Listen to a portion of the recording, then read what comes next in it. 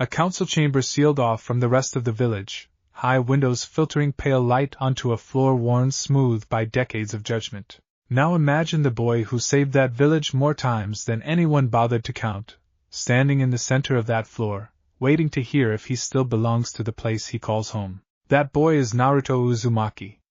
And if you've been with this channel for a while, you know exactly what he's capable of.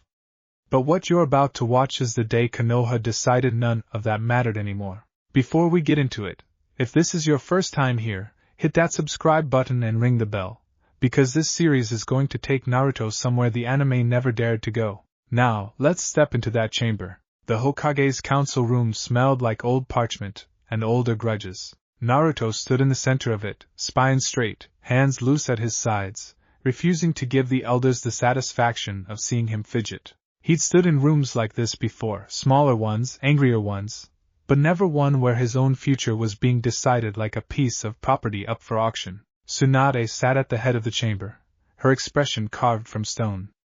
Not the calm stone of confidence. The stone of someone holding back a landslide with her bare hands. To her left sat the civilian council, merchants and nobles who had never once thrown a kunai in anger but who controlled enough coin and political weight to make even a Hokage sweat. To her right, the shinobi elders, Hamura and Koharu, faces like folded parchment, eyes like closed doors. And near the back, half in shadow the way he always positioned himself, sat a man with a bandaged eye and a cane he didn't need for walking. Danzo. Let the record state, said one of the civilian councilmen, a narrow-faced man named Torian's cousin whom nobody outside this room would remember in 5 years, that the mission to Kurigane Pass resulted in the destruction of 11 merchant structures, 3 warehouses, and damages to the Land of Iron's diplomatic goodwill estimated at a value this council considers. Considers what? Naruto's voice cut through, not loud, not a shout. Just steady. More important than the 42 civilians who would have died in those warehouses if I hadn't gotten there when I did. A murmur went through the room. Tsunade's jaw tightened, not at Naruto, but at the men beside her. The boy has a point, she said. Kurigane Pass was a hostage situation. Naruto neutralized the threat and saved every single civilian target. The structural damage was collateral, caused by the enemy's use of incendiary seals, not by. With respect, Hokage-sama, Koharu interrupted, her voice smooth as glass and twice as cold. The pattern is what concerns this council. Not this single incident. Here's the thing you have to understand about pattern, because the council loved that word. They didn't mean pattern like habit. They meant pattern like liability. Every mission where Naruto's power showed even a flicker of what he really was, every cracked building, every scorched field, every time the Nine-Tails chakra bled through in defense of someone else's life, it went into a ledger. A ledger that had nothing to do with outcomes and everything to do with fear. The Nine-Tails container, Hamura said, using that phrase deliberately, the way you describe furniture, has demonstrated an escalating reliance on tailed beast chakra in the field. For incidents in the past year alone where he accessed levels of power this council was never briefed on in advance. We are not accusing him of malice. We are stating a simple fact. Konoha cannot continue operating a weapon it does not fully control. Naruto's fists closed at his sides. Weapon. Not shinobi. Not hero. Weapon. Sakura, seated in the gallery meant for character witnesses, shot to her feet. He is not a weapon. He's the reason half this room is even alive to sit here in. Sakura. Tsunade's voice, quiet but final, cut her off before she said something that couldn't be taken back in a room like this. Sakura sat, jaw trembling with the effort of staying silent, green eyes bright with something between fury and helplessness. She wore her usual high-collared shinobi vest over dark leggings, sleeves down to her wrists. Practical, unshowy, the same as always, because when the world is trying to burn everything down around you, you don't dress for anyone but the fight ahead. Kakashi stood near the doorway, mask up, single visible eye scanning the room like he was still trying to find an angle of attack in a battle that had no visible enemy. If I may, he said, and it wasn't really a question. I was there for 2 of those 4 incidents. In both cases, Naruto's use of tailed beast chakra prevented mass casualties. If this council wants to discuss risk assessment, I'd like the actual risk assessed, not the optics. Optics, Danzo said, finally speaking, and the room's temperature seemed to drop 2 degrees just from the sound of his voice, are precisely the issue, Kakashi. The land of iron is a delicate ally. The land of wind grows more resentful of our shadow with each passing season. And here we have a Jinchuriki, publicly known, publicly visible, whose power grows more unstable and more visible with every mission. Do you understand what our enemies see when they look at this village? They do not see a hero. They see a village one incident away from housing an uncontrolled Biju rampage in their own backyard. He's not uncontrolled, Sasuke said. His voice was low, and it was the first time he'd spoken since the session began. He stood near the far wall, arms crossed, dressed simply in dark travel clothes, the picture of restraint even as something dangerous moved behind his eyes. I've fought beside him more times than anyone in this room. I've fought against tailed beast Chakra myself, remember? Naruto's control is better than it's ever been. Your testimony is noted, Uchiha, Hamura said, in a tone that made clear it would be noted and then filed somewhere it would never be read again. Naruto listened to all of it. The accusations, the careful words, the way people who had never bled for this village decided, with total confidence, what should be done with a boy who had bled for it more times than he could count. And the strange part, the part that would have surprised the 12-year-old version of himself, the one who used to scream and posture and demand respect with his fists before his words could even form, was how quiet he felt. Not calm exactly. Calm implies peace. This was something colder. Something more like the stillness right before a kunai leaves your hand. Inside him, Kurama stirred. Kid, the fox rumbled, voice low enough that only Naruto could hear it, a private frequency carved out over years of shared suffering and shared victories. They've already decided. Look at their faces. This isn't a trial. It's a formality. I know, Naruto thought back. I've known since I walked in. Then why are you just standing there? Because if I fight it, I prove them right. That's exactly what they want. One flash of temper, one raised voice, and it's unstable, dangerous, get the ANBU restraints. I'm not giving them that. Kurama was quiet for a moment, and there was something almost like respect in the silence. You've changed, the fox said finally. Yeah, Naruto thought. Guess I had to. Tsunade rose to her feet, and for a moment the whole room held its breath, because everyone knew that whatever she said next would decide more than just this session. It would decide whether Konoha was still the village that had raised this boy, or whether it had quietly become something else while everyone was busy fighting external enemies.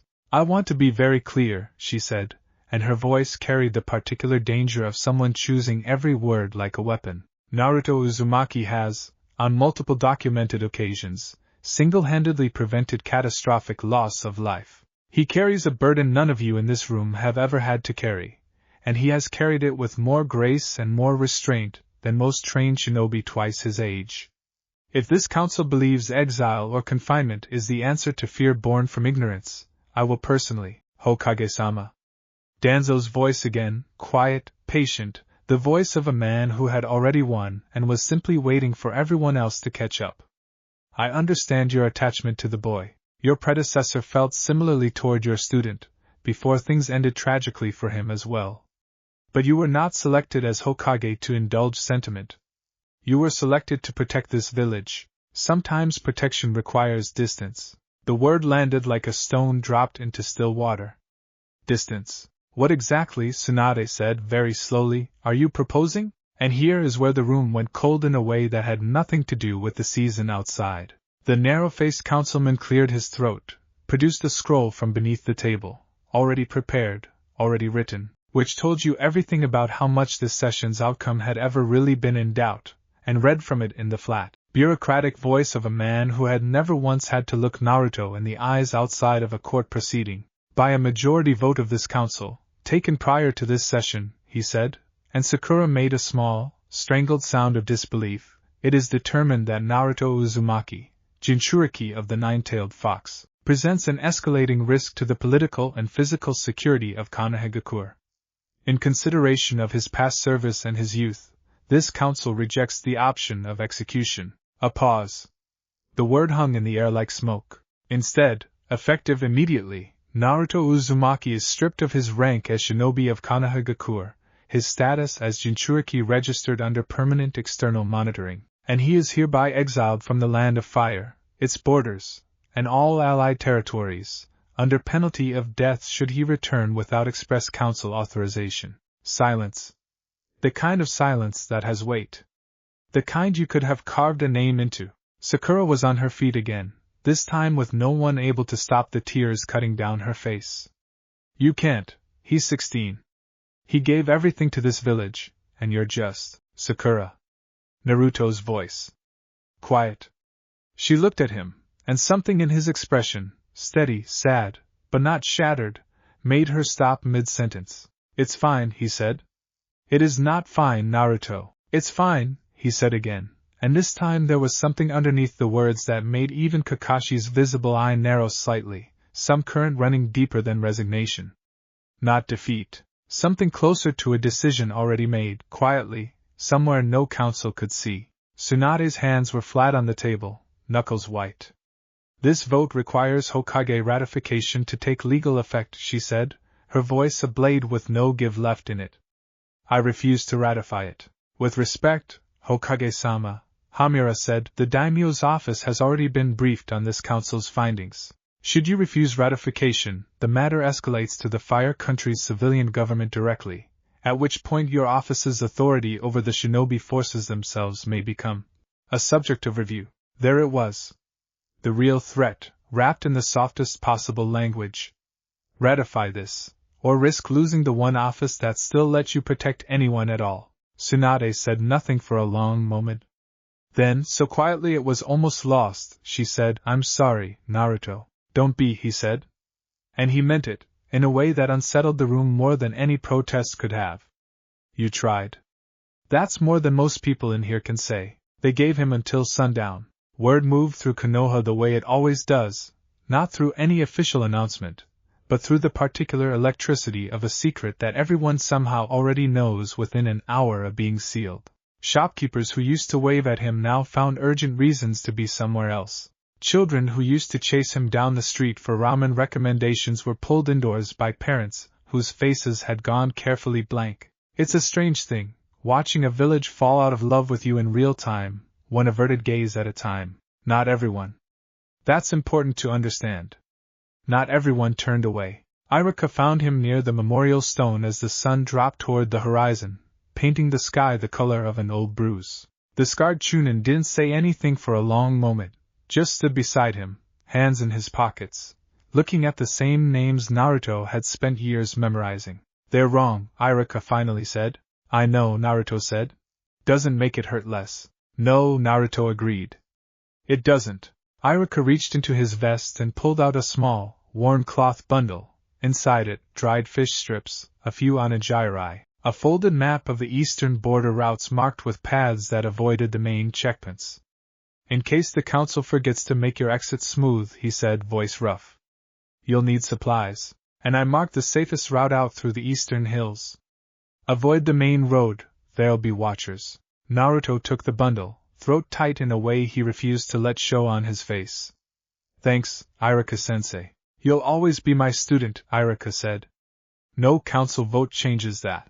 By the time the sun touched the horizon, a small group had gathered near the main gate, and Naruto felt something loosen in his chest at the sight of them. Sakura, eyes red but jaw set with fierce determination, refusing to let this be the last memory he had of her crying. Sasuke, arms crossed, that unreadable expression that Naruto had learned, over years of fighting beside and against him, actually meant I am furious and I don't know how to say so. Kakashi, hands in his pockets, looking older than Naruto had ever seen him look. Hinata, standing slightly apart, hands twisted together in front of her, wearing her long-sleeved lavender jacket zipped high despite the mild evening, the same modest, practical clothing she always wore, though tonight it seemed to swallow her smaller frame even more than usual. You don't have to do this alone, Sasuke said. Say the word. We disappear with you. Let the council choke on their own politics. For a moment, just a moment, Naruto let himself imagine it. The four of them, together, beyond the reach of a council that had never deserved any of them. It would have been so easy to say yes. No, he said instead. You're needed here. Sakura's needed in the hospital. Sasuke, you're needed to keep an eye on things from the inside. Because someone's got to make sure Danzo doesn't turn this village into exactly the kind of place I'm being exiled for trying to protect it from. And Kakashi, he managed something that was almost a real smile. Someone's gotta keep training the next batch of idiots who think they can outstubborn a Hokage's decision. That's not funny, Sakura said, even as a wet, involuntary laugh escaped her. A little funny, Naruto said. Hinata stepped forward then, her voice quiet but steady in a way that surprised even her. Wherever you go, she said, please come back. Not because the village asks you to. Because you want to. Naruto looked at her for a long moment. I will, he said, and something in the way he said it made it sound less like a promise and more like a fact about the future that hadn't happened yet but absolutely would. He shouldered Iruka's bundle, adjusted the strap of the small pack he'd hastily filled with what little the council had allowed him to keep. No forehead protector, that had been surrendered in the chamber, its absence a raw patch of skin and pride both, and turned toward the gate. The guards posted there wouldn't meet his eyes. He didn't blame them. They were just doing their jobs, the same as everyone in that council chamber told themselves they were just doing theirs. That's the quiet horror of a system like this. Nobody has to be cruel. They just have to follow the process, and the process does the cruelty for them. At the threshold, he paused and looked back, once, at the village silhouetted against the dying light. The Hokage monument, the rooftops he'd raced across as a kid too loud and too hungry for anyone's approval to know how to ask for it properly. The ramen stand where an old man and his daughter had fed him more than food over the years. Then he turned and walked out. Nobody stopped him. Nobody said goodbye out loud, because goodbye, spoken aloud, would have made it real in a way none of them were ready for. Behind him, the gates of Konoha closed with a sound like a verdict being carried out. Now, here's where things get interesting. Because a story about a hero getting exiled unjustly? That's been told before. You've probably seen versions of it 100 times, but what happens next is where this series is going to take a hard left turn from anything you've watched before. As Naruto walked into the deepening dark beyond the border checkpoint, following Iruka's marked map along a narrow path through the eastern hills, he didn't notice, not at first, the figure that detached itself from the tree line roughly 200 meters behind him, hooded, silent, moving with the kind of controlled economy that spoke of decades of experience rather than raw shinobi speed. It wasn't a hunter nin sent by the council. The chakra signature was wrong for that, old, layered, strange in a way that made even Kurama go rigid with sudden, wary attention deep inside Naruto's mind. Kid, the fox said, voice low and urgent in a way Naruto had rarely heard from him. Someone's following us. And I don't recognize what I'm sensing. That chakra, it's old. Older than anything I've felt since. Kurama stopped himself. Since what? Naruto asked, slowing his pace slightly, senses sharpening despite the exhaustion dragging at every limb. Since him, Kurama said, and for the first time in longer than Naruto could remember, there was something in the great fox's voice that sounded almost like reverence. Since the sage. Behind them, in the darkness beneath the hills, the hooded figure paused at the edge of the tree line, watching the small, exiled shape of Naruto Uzumaki disappear down the eastern road, and reached into a weathered pack to produce something small, stone, and etched with a spiral pattern that predated the Uzumaki clan itself by more centuries than history had bothered to record. What is that tablet? Who is this figure, and why does even the strongest-tailed beast in existence seem uneasy at the mere sense of them? 3 weeks is a long time to walk without a destination. Naruto had learned that the hard way. The first few days had been almost mechanical. Put one foot in front of the other, find water, find shelter. Don't think too hard about the gate closing behind him, or the shape of his own hands, still trembling faintly at night from something that had nothing to do with cold. He'd crossed out of Fire Country territory on the 4th day, using Iruka's marked route to slip past a border patrol that, mercifully, hadn't been briefed to look for him yet. By the 2nd week, he'd stopped flinching every time he heard footsteps in the brush. By the 3rd, he'd stopped hoping they'd belong to someone from home. He kept moving mostly east, then north, following no real plan beyond putting distance between himself and a village that had decided, by majority vote, that he was a weapon first and a person a distant second. The terrain changed as he went, the gentle hills of the Land of Fire's border giving way to scrubland, then to a broken, wind-scoured territory that didn't officially belong to any of the 5 great nations. Neutral ground. The kind of place where borders blurred and nobody's flag meant much of anything, because nobody with real power had bothered to claim it. The locals called it different things depending on which village you asked. Some called it the Ash Reaches, for the pale volcanic soil that coated everything in a thin gray film. Others just called it the Land with No Name, because that's what it was, a stretch of the world so thoroughly ignored by history that it hadn't earned so much as a proper title. It suited Naruto just fine.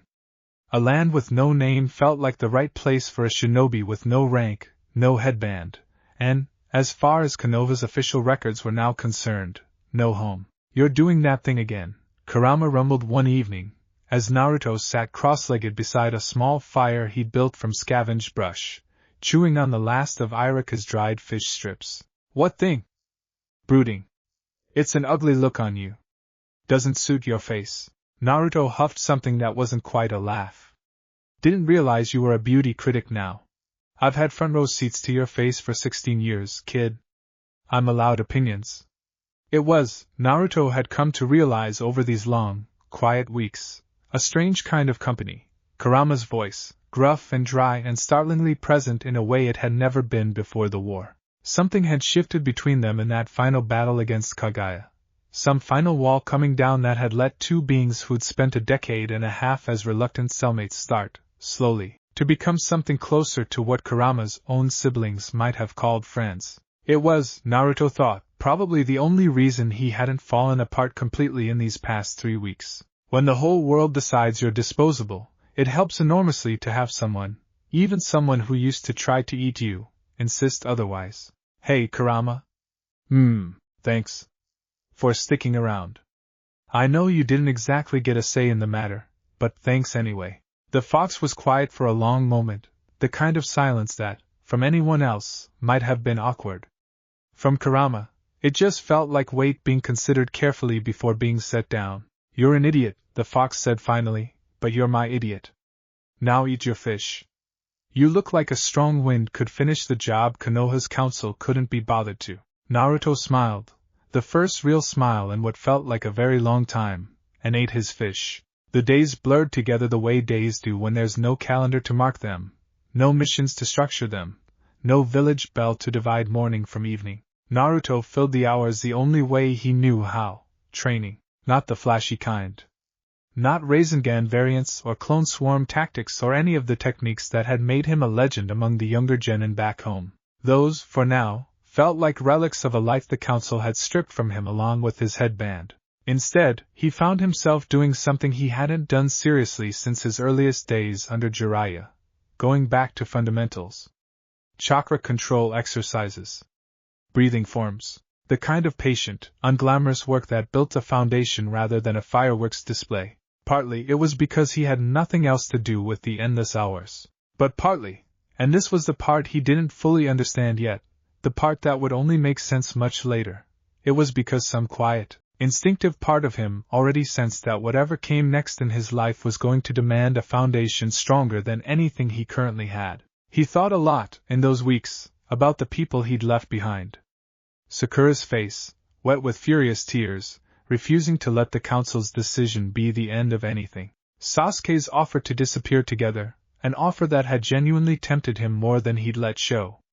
Hinata's quiet, steady voice, "Come back because you want to." Kakashi standing at the gate looking older than Naruto had ever seen him. He thought about Irika most of all, maybe, the man who had seen a lonely, loud, attention-starved orphan and decided, against the quiet current of the whole village's fear, that the kid was worth believing in. Irika, who'd handed him a bundle of supplies and a marked map instead of a lecture about how things had to be this way. "I'm going to prove them wrong," Naruto thought, more than once, staring up at unfamiliar stars in a sky with no walls to frame it. "Not by coming back and forcing them to take me back. By becoming someone they can't afford to ignore. Someone the world needs so badly that a village's fear doesn't get to matter anymore." He didn't know yet what that would look like.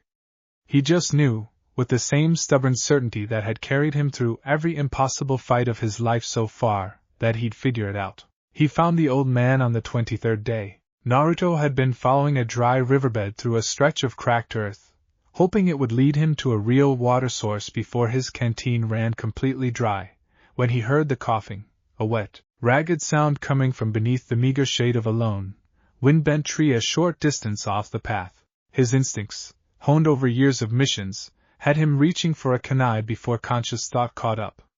But one look told him there was no threat here. Just a very old man, propped against the tree's trunk, wrapped in traveling robes gone thin and pale with age and sun, his breathing labored in a way that spoke of something more permanent than simple exhaustion. "Hey," Naruto said, crouching beside him, uncapping his canteen without hesitation. "Here.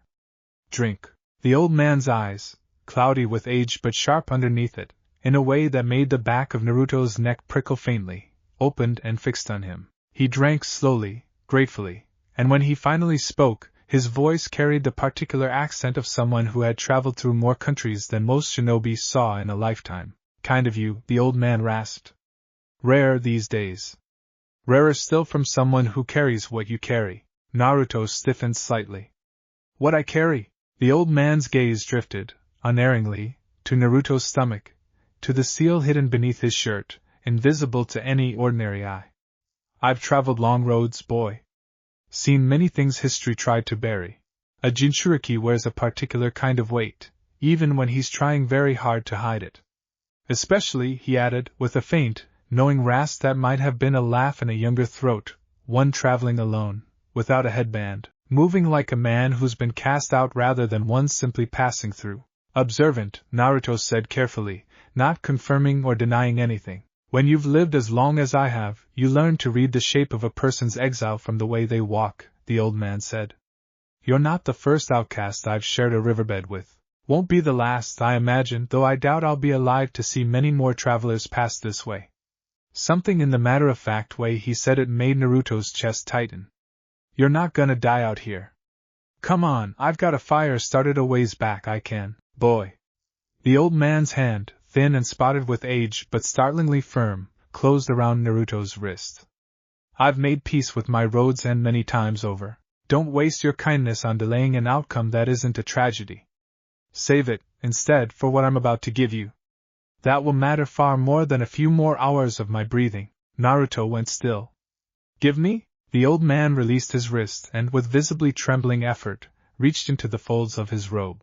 What he produced was small, a fragment of stone, no larger than Naruto's palm, its surface etched with a spiral pattern that looked, at first glance, almost like the Uzumaki crest. But looking closer, Naruto could see it wasn't quite the same. The spiral here had additional lines radiating outward from its center, forming a pattern that tugged at something deep and wordless in the back of his mind, the same feeling he sometimes got standing too close to an old, powerful seal, like the air itself was holding its breath. "What is this?" Naruto asked, taking the fragment carefully. "A piece of something far larger than either of us," the old man said. "I was given this by my own teacher, decades ago, along with a task I never managed to complete, find the one it was meant for, and pass it on. I've carried it across 4 countries and outlived 3 wars looking for someone with the right resonance." His cloudy eyes fixed on Naruto with sudden, startling intensity. "You have it. I can feel it even now, faint as my old senses have become. The tablet answers to something in your chakra that I haven't felt in any other soul I've crossed paths with in 60 years of searching." Naruto turned the fragment over in his hands. The spiral pattern seemed to catch the dying afternoon light strangely, almost like it was absorbing it rather than reflecting it. "What's it lead to?" "A room," the old man said, his voice dropping, growing distant, like a man reciting words memorized so long ago they'd become more ritual than memory.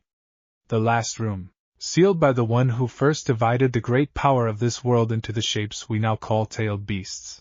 A room he hid so well that even his own descendants never found it, because he built it not for them, but for whoever might come after, in a future he could see only in shadow and possibility. Someone who would need what he chose not to teach even his own sons." Inside Naruto, Kurama went utterly, completely still, the stillness not of calm, but of a creature suddenly, fully alert. "Kid," the fox said, voice tight with something Naruto had never heard from him before.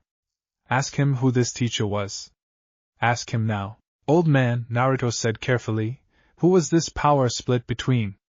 Who built this room? The old man's cracked lips curved into something that might have been the ghost of a smile from a much younger face. The one who ended the endless war between man and beast, he said. The one whose sons became the ancestors of every great shinobi clan this world has ever known. The one history remembers, when it remembers him at all, as the sage of the six paths. The name landed like a physical blow. Naruto had heard it before, of course, in fragments, in half-remembered lessons from the academy, in the desperate briefings before the war against Kaguya, Hagoromo Otsutsuki. The man who had sealed the Ten Tails into himself and split its power into 9 separate beings, into Kurama and his 8 siblings. The man whose chakra, whose philosophy, whose entire vision of balance between hatred and understanding had shaped the very bones of the shinobi world, whether that world remembered to thank him for it or not. That's... Naruto's voice came out unsteady. That's not possible. He died 1,000 years ago.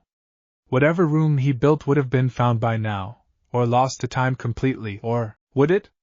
The old man interrupted, with a rasping, knowing patience. Tell me, boy, in 1,000 years, has anyone in this world managed to find and dismantle even a single seal of true Uzumaki craftsmanship without significant effort? And you'd have me believe the seals of the man who taught the founders of sealing itself would simply crumble to time and curiosity? Naruto had no answer for that. Because the old man was right, and some instinctive part of him already knew it. The tablet fragment you hold, the old man continued, is a key.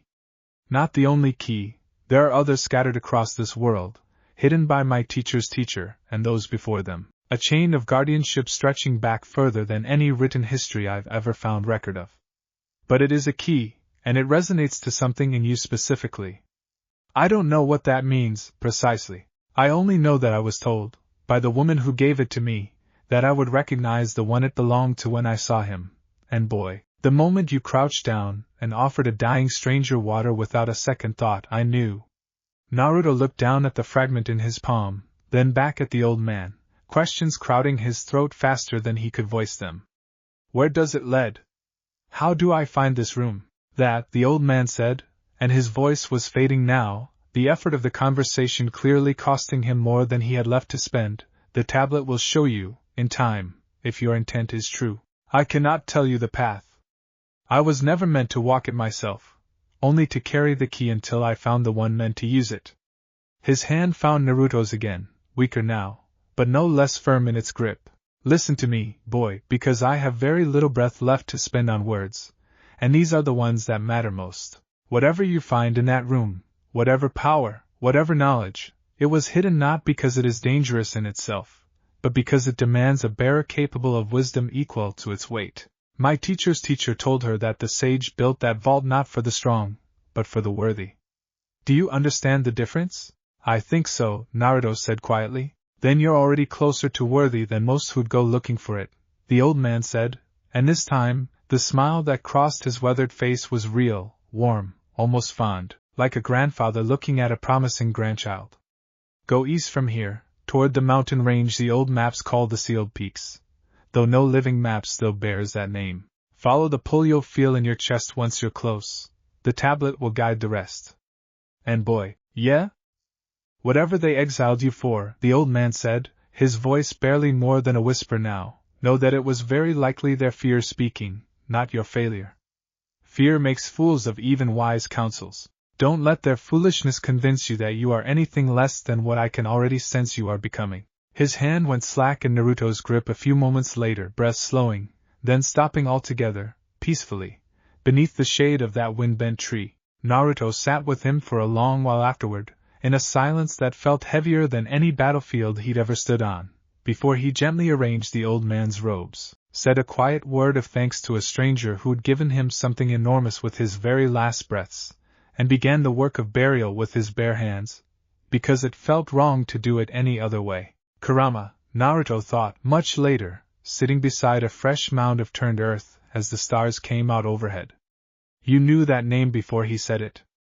I felt you go still. I did, Kurama admitted, and there was something unusually careful in the fox's tone, the caution of a creature approaching a subject it had avoided for a very long time.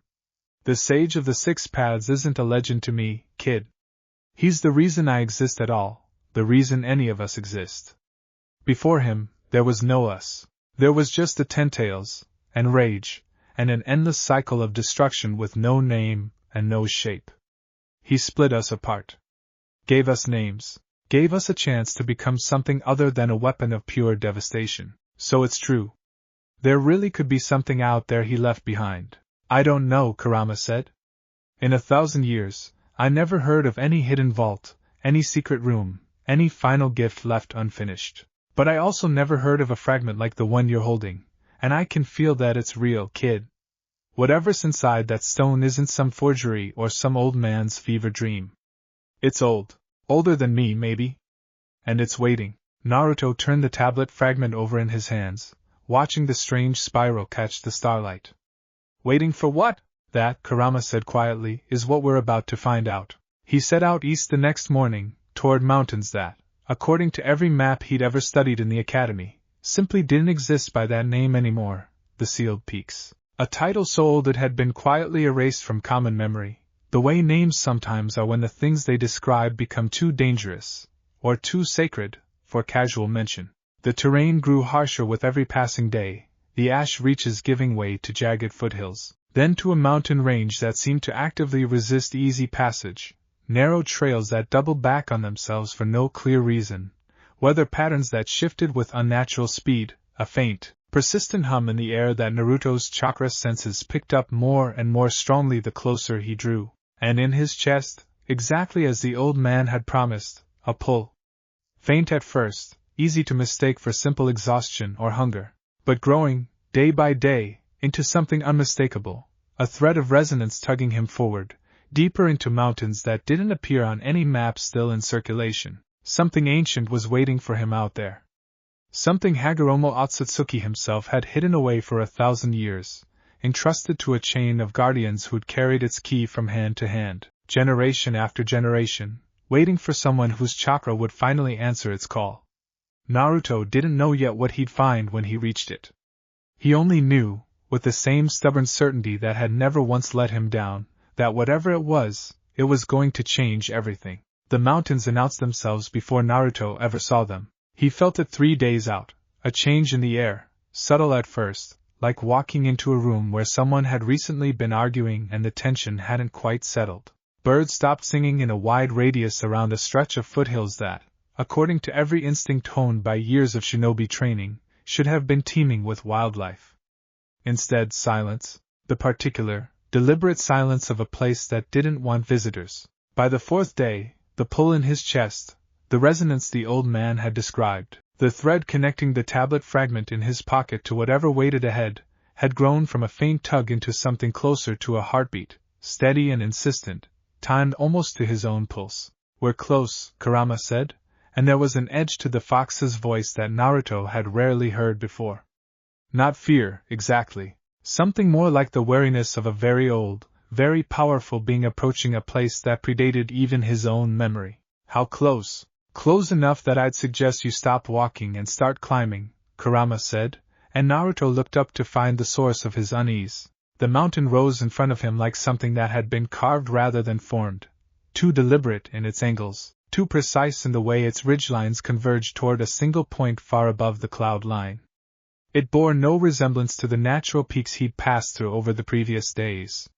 This mountain looked built, not by human hands, by something with a very different understanding of scale. Naruto approached slowly, senses stretched wide, cataloging every detail. The rock face was covered, every inch of it, as far as he could see, in faint spiral patterns, similar to the one on his tablet fragment, but layered in complexity that made his eyes water slightly if he stared too long, like trying to read a language built for minds that processed information differently than his own. He reached out and pressed a palm flat against the stone. The world lurched. For a fraction of a second, less than a heartbeat, gone almost before his mind could register it, Naruto saw something. A flash of impossible scale, a figure standing atop this same mountain, robes the color of old parchment, 10 shapes of shifting chakra array behind him like living shadows, the sky itself bending around a will vast enough to reshape the fundamental nature of the world. Then it was gone, and Naruto stumbled back, breathing hard, heart hammering against his ribs. You felt that, Kurama said. It wasn't a question. What was that? A memory, the fox said slowly, and for the first time since Naruto had known him, Kurama's voice carried something that sounded almost like awe. Or an echo of one. Kid, that was him. That was the sage. Naruto looked back at the mountain, at the endless spirals covering its surface, and felt something settle into place in his chest. Not certainty, exactly, but conviction. Whatever waited inside this mountain was real. Was exactly what the old man had promised. And it was going to demand more of him than any fight he'd ever walked into. All right, Naruto muttered, mostly to himself, rolling his shoulders and starting the climb. Let's see what you left behind, old man. The entrance revealed itself 2 hours later, after a climb that tested every ounce of chakra control Naruto had honed since childhood. Not because the mountain was steep in any conventional sense, but because the paths kept shifting the moment he stopped paying full attention, ledges appearing and disappearing at the edge of his vision like the whole structure was breathing. It wasn't a door in any traditional sense. It was an absence, a section of the rock face where the endless spiral carvings converged into a single massive design, and where, if you looked at it just right, the stone seemed to fold inward on itself, suggesting depth that shouldn't have been physically possible given the mountain's outer dimensions. Naruto pressed the tablet fragment against the center of the design. The response was immediate. Light. Not bright, exactly, more like the carvings themselves were remembering how to glow after 1,000 years of dormancy, spread outward from the point of contact in slow, deliberate waves, illuminating a pattern that stretched far beyond what the fragment alone should have been able to trigger. A voice spoke. Not from any visible source, it seemed to come from the mountain itself, ancient and layered, like several voices speaking in careful unison. One who carries a fragment of the whole approaches. Before the vault opens its final door, the mountain will know your heart. 3 trials await. Fail any, and you will simply find yourself outside these peaks once more, memory of the attempt fading like morning mist. There is no punishment here for failure. Only for false pretense. The light coalesced, and the rock face split open with a groan that sounded less like stone grinding on stone and more like something enormous exhaling after a very long sleep. Beyond the opening, darkness, and the same faint hum Naruto had been feeling in his chest for days now, stronger here, almost overwhelming. 3 trials, Naruto thought, steadying himself before stepping through. All right. Let's go. Careful, kid, Kurama said. The sage built these mountains to test for something specific. Whatever these trials are looking for, I don't think brute strength is going to be the answer. Yeah, Naruto said, thinking back to the old man's dying words. Worthy, not strong. I remember. He stepped inside, and the entrance sealed shut behind him with a sound of finality that made his stomach drop, before the darkness gave way to something far stranger than he'd expected. The first trial, the Hall of Reflection. The space Naruto found himself in didn't behave like ordinary architecture. It was a long hall, stretching farther than the mountain's exterior dimensions should have physically allowed, its walls lined with what looked, at first glance, like mirrors, except the reflections in them weren't quite right. The first mirror showed him a version of himself standing tall in Hokage robes, the village cheering below, every face turned up toward him with adoration. The second showed him kneeling before that same crowd, begging forgiveness for some unnamed failure, their faces twisted with contempt. The third showed him as a child again, small and alone in an empty apartment, the loneliness of his earliest years rendered so viscerally that his chest ached just looking at it. Choose the reflection that is true, the layered voice said, echoing from everywhere and nowhere. Choose wrongly, and you will walk this hall forever, chasing whichever illusion you selected, believing it real until the end of your days. Naruto's first instinct, the instinct of a boy who'd spent his whole life craving exactly the kind of adoration shown in that first mirror, was to reach toward it. The image was intoxicating in its simplicity, acceptance, at last, total and unconditional. He stopped himself before his fingers touched the glass. That's not real, he thought slowly, working through it the way he'd learned to work through problems that couldn't be solved by hitting them harder. None of these are real. They're all just pieces. Extremes.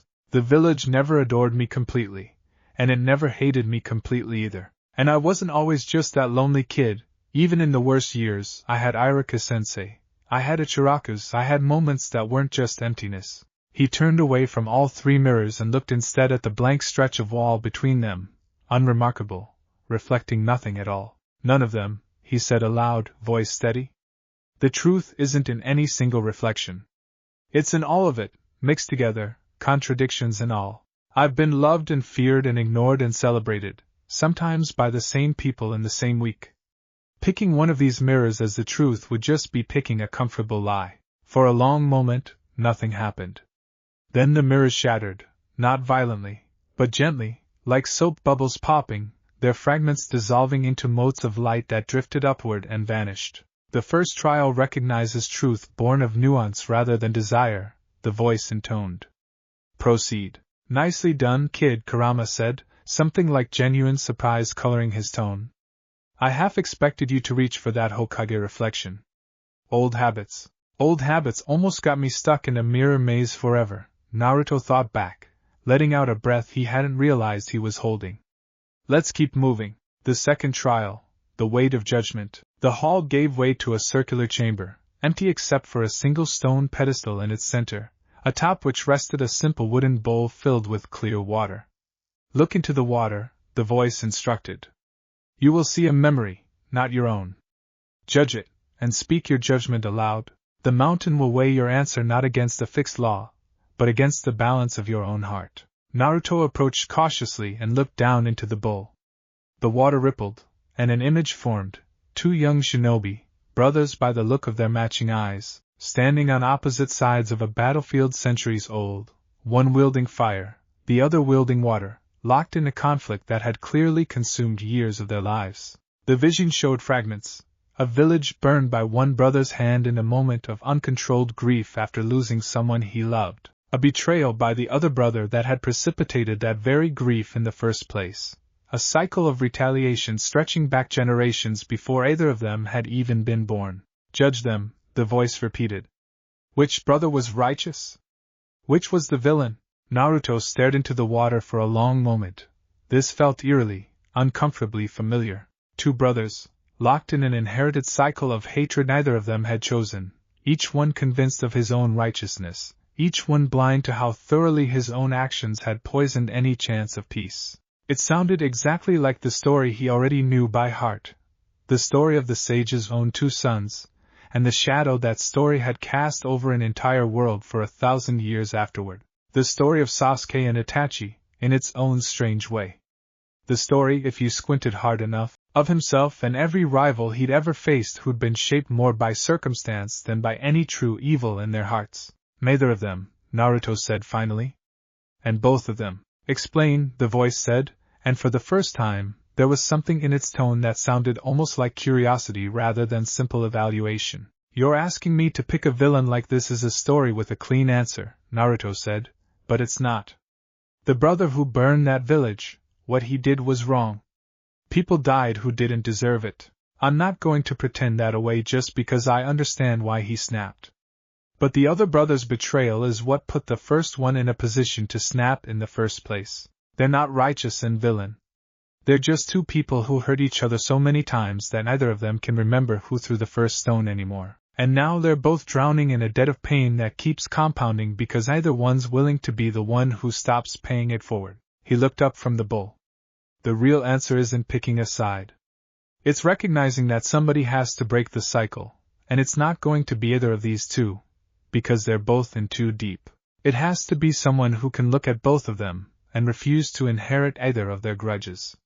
The water in the bowl stilled completely, the image fading into simple, clear reflection once more. The second trial recognizes wisdom born of empathy rather than judgment, the voice said. You understand that this world's oldest wounds are rarely a matter of villain and victim, but of unbroken cycles. Proceed. That, Kurama said quietly, was almost word for word something my father used to say. About the whole reason he split us apart in the first place. Kid, I don't think this trial was hypothetical. Naruto felt a chill settle over him. You think that was actually. I think, Kurama said, you just passed judgment on the sage's own sons, and passed. Keep moving.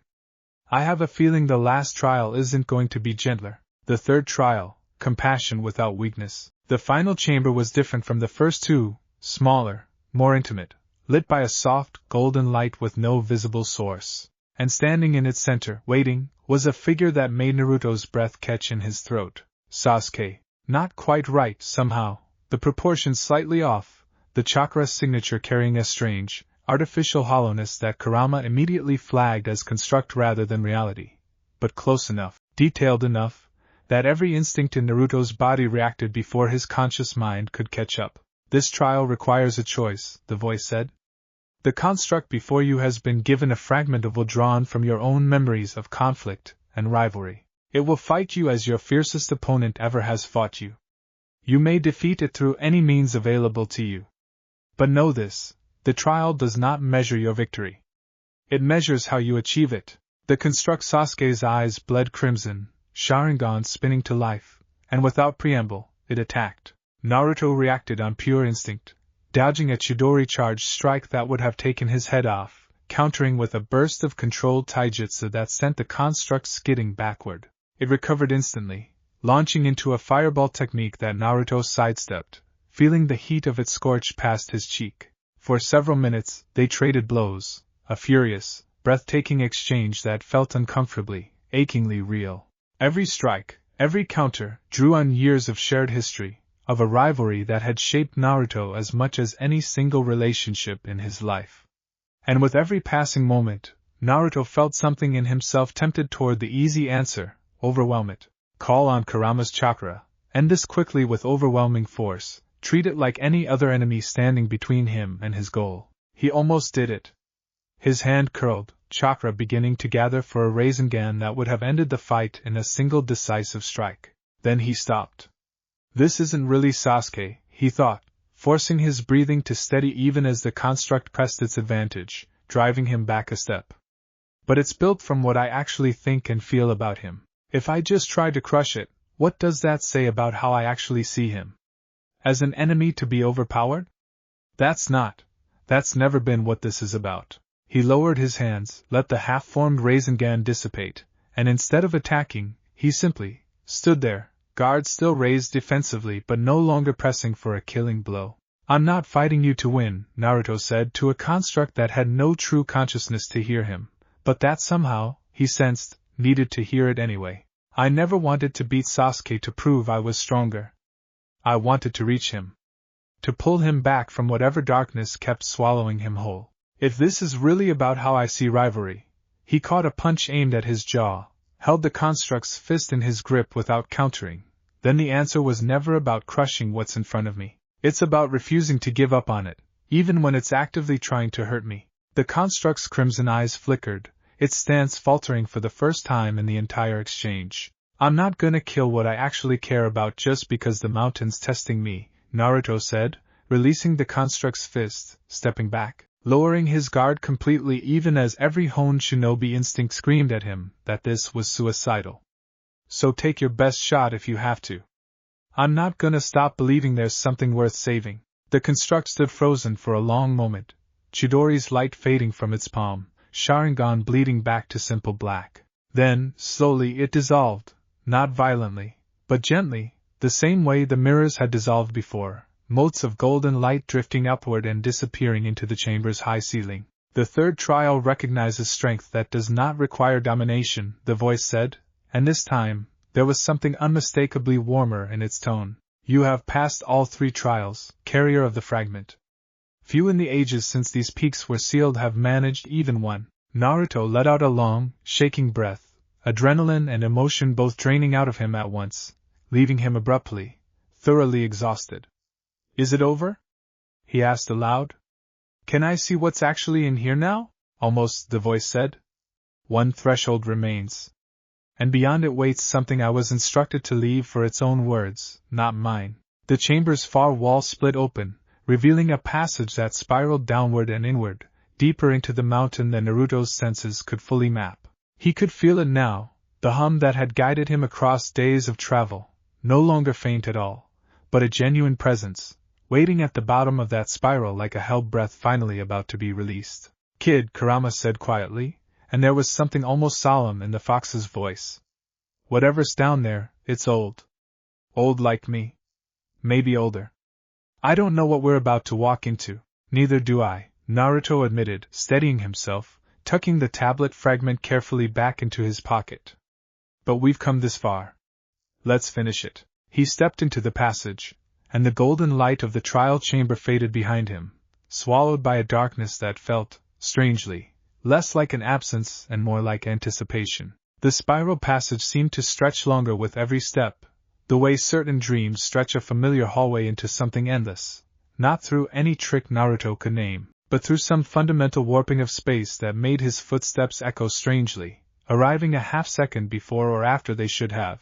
This isn't natural architecture, Kurama said, and there was a wary tightness in the fox's voice that Naruto had rarely heard, even during the worst of the war against Kaguya. We're not walking through the mountain anymore, kid. I don't think we're entirely inside the physical world at all. What does that mean? It means whoever built this place had a level of spatial mastery that makes even six paths techniques look like a child's finger painting, Kurama said. Tread carefully. And kid, brace yourself. Whatever's at the end of this, I don't think it's going to be simple. The passage ended abruptly, opening without warning into a space so vast that Naruto's first instinct was to step back, certain he'd somehow walked outside despite having spent the last several minutes descending underground. The chamber stretched in every direction farther than his eyes could follow, its ceiling lost somewhere in soft, ambient light with no visible source, not sunlight, not torchlight, but something that felt closer to captured chakra, glowing steady and patient after 1,000 years of waiting, and filling that impossible space, arranged in towering shelves that rose in concentric rings around a central dais, were scrolls, tablets, bound volumes and materials Naruto didn't recognize. Thousands upon thousands of them, more than any single library he'd ever heard of, more than the entirety of Konoha's own archives multiplied several times over. Whoa, Naruto breathed, and the word echoed strangely in the vast quiet, layered back at him from a dozen directions at once. Kid, Kurama said slowly, and there was something in the fox's voice now that went beyond wariness into something closer to genuine shock. I don't recognize half of what's radiating chakra signature off these shelves. And I've been alive since before there were shelves to put anything on. Naruto stepped further into the chamber, senses stretched wide, drinking in details his mind could barely process fast enough. Scrolls bearing seals more intricate than anything Jiraiya had ever shown him. Tablets etched with a written language that predated even the oldest Uzumaki records he'd glimpsed in Konoha's restricted archives. And at the very center of it all, atop the raised dais, a single pedestal holding nothing but a simple, unassuming stone, smooth, unmarked, radiating a presence that made every hair on Naruto's arm stand on end the closer he approached. Hello? Naruto called out, feeling faintly ridiculous even as he said it. Is anyone here? The stone on the pedestal answered, not with words at first, with light. A slow, spreading glow that built from within the stone's surface, spilling outward and upward, coalescing gradually into a shape that made Naruto's breath catch entirely in his throat. A figure. Tall, robed in simple, flowing garments the color of old parchment, a staff topped with 3 rings resting in one hand, a third eye set into his forehead beneath the horn-like protrusions that Naruto recognized instantly from every fragmented depiction he'd ever seen in Konoha's oldest histories. Not a person, precisely. The edges of the figure shimmered faintly, translucent in a way that living flesh never was, more like a very detailed, very deliberate imprint of will rather than a body. But undeniably, unmistakably, an echo of the man history remembered as the sage of the 6 paths. You're not really him, Naruto said slowly, working it out even as the words left his mouth. You're something he left behind. A construct. Like the guardian in the trials. Perceptive, the figure said, and its voice carried a strange quality, layered, patient, warm in a way Naruto hadn't expected from something built 1,000 years ago by a man history often reduced to distant legend. I am not Hagoromo Otsutsuki himself. He has been gone from this world for a great many centuries, and whatever remains of his consciousness moved on long ago to wherever such things go. What stands before you is a fragment of his will, given form and purpose, left here to fulfill a single task he could not complete in his own lifetime. What task? Naruto asked. To find you, the guardian said simply. Or someone like you. A successor worthy of what remains in this vault. Knowledge and power he chose, in his own time, not to pass down even to his own sons. Naruto felt Kurama go very still inside him. Kid, the fox said slowly, ask him why. Ask him why he'd hide something even from his own children. Naruto did, and the guardian's translucent form seemed to consider the question for a long moment before answering. Because power, unaccompanied by sufficient wisdom, becomes a wound rather than a gift, the guardian said. I gave my sons enough to divide the world's chakra, enough to found the paths that became your shinobi clans, enough to carry forward a philosophy of balance I believed could end an endless cycle of war. But I withheld certain things, techniques, truths, and a fuller understanding of chakra's origin, because I feared, even as I taught them, that ambition and rivalry would corrupt what I gave before wisdom could catch up to match it. The guardian's staff tapped once against the dais, and the sound rippled outward through the chamber like a struck bell. I was not wrong to fear it. You know the history that followed. My own son's rivalry became the seed of a conflict that has echoed across 1,000 years, right down to your own generation, boy. Indra's descendants and Ashura's descendants, locked in cycles of conflict neither of them chose but both of them inherited. Naruto's mind went immediately, inevitably, to Sasuke, to the weight of the Uchiha and Senju legacy that had shaped so much of his rival's life long before either of them had been born. The Uchiha and the Senju, he said quietly. That's what you're talking about. Among others, the guardian agreed. You already carry more understanding of that legacy than most who might have found this place. Good. It will serve you. So what's actually down here? Naruto asked, gesturing at the endless shelves stretching in every direction. What did you hide from your own sons that you're willing to give to some random kid you've never met? You misunderstand the nature of this vault, the guardian said. I did not build it to give freely to whoever might stumble upon it. The trials above ensured that only those of genuinely balanced heart could reach this chamber at all. And even having reached it, you will not simply be handed everything contained within these shelves. Knowledge of this depth, granted without earning it step by step, is exactly the danger I feared with my own sons. You will earn access to this vault's contents gradually, trial by trial, growth by growth, precisely so that your wisdom has time to expand alongside your power, rather than lagging dangerously behind it. Naruto felt something in him deflate slightly. So I climbed a mountain, passed 3 trials that tried to break my mind, and now you're telling me I still have to earn everything one piece at a time? Yes, the guardian said, and there was something almost like amusement in its ancient, layered voice. Does that disappoint you? Naruto considered it for a long moment, considered the council chamber that had exiled him, the closing gates of a village that no longer wanted him, the long weeks of wandering that had led him here. He thought about what the old man in the ash reaches had said, about power built for the worthy rather than the strong, and about the trials that had tested exactly that distinction 3 times over before he'd even been allowed this far. No, he said finally. Actually, it doesn't. If you just handed me some ultimate power the second I walked in, I'd probably wonder if I actually deserved to hold it. Guess I'd rather earn it properly, especially if it's gonna have my name on it when I use it to fix what's broken back home. The guardian's translucent form seemed to consider him for a long, weighing moment, and then, slowly, inclined its head in something that looked remarkably like approval.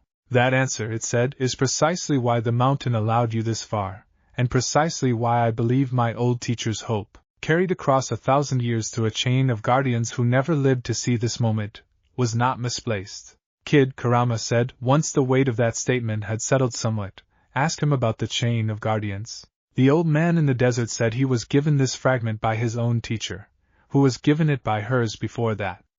That's not a short chain. That's centuries of people carrying a single key and never once trying to use it themselves. Naruto relayed the question, and the guardian's expression, as much as a translucent construct could be said to have expression, grew solemn. When I built this vault, it said, I understood I would not live to see it opened by the one it was meant for.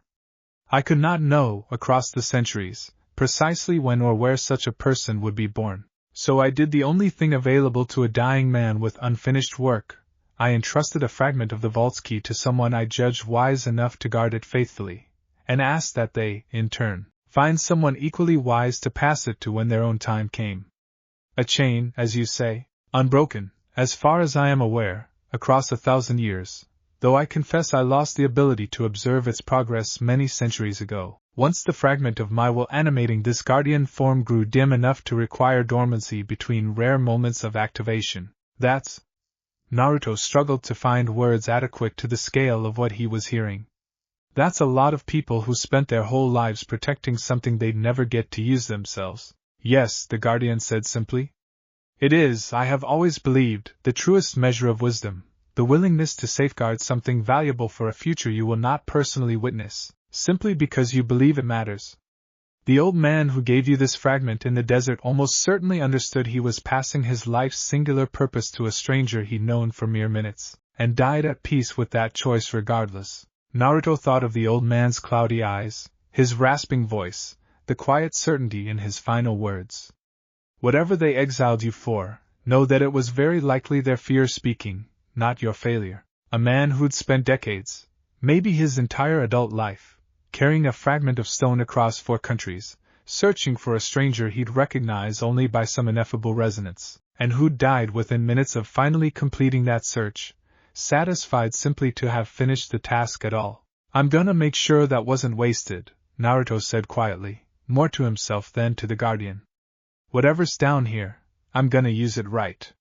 For him. For everyone in that chain who never got to see this. Then let us begin, the guardian said, with an accounting of what, precisely, this vault contains, so that you understand the scope of what you are working toward, even if you cannot access all of it immediately. The guardian's staff swept in a slow arc, and the endless shelves seemed to organize themselves before Naruto's eyes, not physically moving, but somehow becoming clearer, more legible, as though a fog obscuring their true nature had begun to lift. First, the guardian said, records of chakra's true origin, not the simplified history taught in your academy, but the fuller truth of how the fruit of the chakra tree came to bestow chakra upon humanity in the first place, and what that origin means for the fundamental nature of the tailed beasts, of the Rinnegan, and of bloodlines your world currently believes are unique to specific clans. Naruto's mind flashed briefly to Kaguya, to the war that had ended barely a year past, to truths about the origin of chakra itself that he'd only glimpsed in fragments during that desperate final battle. I know some of that already, he said. We fought Kaguya. I saw pieces of it. You saw pieces born of desperate crisis and incomplete understanding, the guardian corrected gently. What rests in this section of the vault is the fuller account, not fragments glimpsed mid-battle, but structured understanding, built to be studied rather than merely survived. The staff swept again. Second, techniques I developed but chose not to teach even my own sons, refinements of 6 paths chakra control beyond what either Indra's or Ashura's lineage ever mastered, precisely because I judged the risk of such power, absent sufficient wisdom, too great to risk on children still learning to manage their own rivalry. Naruto felt something in his chest tighten with anticipation despite himself. Third, the true, unabridged history of the era before the shinobi world's founding, including certain uncomfortable truths about the founding clans themselves. Information I judged too destabilizing to release into a world still healing from the endless war between man and beast, but which I believed, someday, a future bearer might need in order to break cycles my own teachings failed to fully prevent. And fourth, the guardian said, and here its voice grew notably more careful, more deliberate, advanced Fuinjutsu theory beyond anything currently practiced even by the finest sealing masters of your era, work I left unfinished at my death. Incomplete theories regarding seals capable of reshaping the fundamental relationship between chakra and the physical world. This section, I must caution you, is also the most dangerous, and will be the last unlocked, regardless of your progress elsewhere. Naruto absorbed all of this in something like stunned silence, the scale of it settling slowly over him like a physical weight. For vast categories of knowledge, any single one of which would have made him the most learned shinobi of his generation by a staggering margin, and the guardian was telling him this was merely an accounting, not yet an unlocking. How long is this gonna take? He asked finally. Earning access to all this, I mean. That depends entirely on you, the guardian said. Time inside this vault does not flow at the same rate as time in the world above, a mercy I built deliberately, understanding that true growth cannot be rushed by mere urgency. However pressing the circumstances that brought a bearer here, you may spend what feels, to you, like years within these walls, while considerably less time passes for those you left behind. Something in Naruto both relaxed and tightened at that information in equal measure. Relief that he wouldn't need to abandon this vault prematurely just to avoid worrying his friends for years on end. But a fresh ache, too, at the thought of Sakura, Sasuke, Hinata, Iruka, all of them continuing to live their lives while he existed in some pocket outside their reach entirely. I understand this troubles you, the Guardian said, with what sounded almost like genuine sympathy. Loyalty to those you love, weighed against the scale of what you might become for their sake. This is precisely the kind of balance my own teachings always struggled to properly convey to my sons. Let it trouble you. That discomfort, properly held, is itself part of the wisdom this vault hopes to cultivate in you. Kid, Kurama said, after a long moment of quiet consideration. For what it's worth, for someone who spent a millennium as a dusty legend in old scrolls, this sage doesn't sound anything like the arrogant, distant figure some of the older tailed beasts used to grumble about. You knew him? Naruto asked, surprised. Personally, I mean? Not exactly new, Kurama said.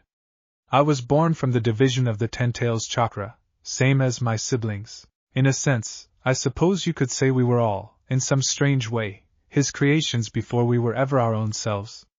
I don't remember him the way you'd remember a parent. But I remember impressions, a presence. Something that felt, even in fragments, like it genuinely wanted better for the world than the endless cycle of destruction that came before him. You sound like you respect him. I do, Kurama admitted, something almost reluctant in the confession. Which is more than I can say for most humans I've encountered across 16 years trapped with your kind, present company grudgingly accepted. Naruto huffed something close to a laugh, and turned back to the waiting Guardian. All right, he said.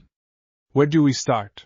With a trial, the Guardian said, designed not to test your strength, but your understanding, of compassion, and of the particular danger in mistaking compassion for weakness. You will find, bearer, that this distinction sits at the very heart of everything my sons failed to reconcile between them, and everything your own world continues to struggle with, generation after generation.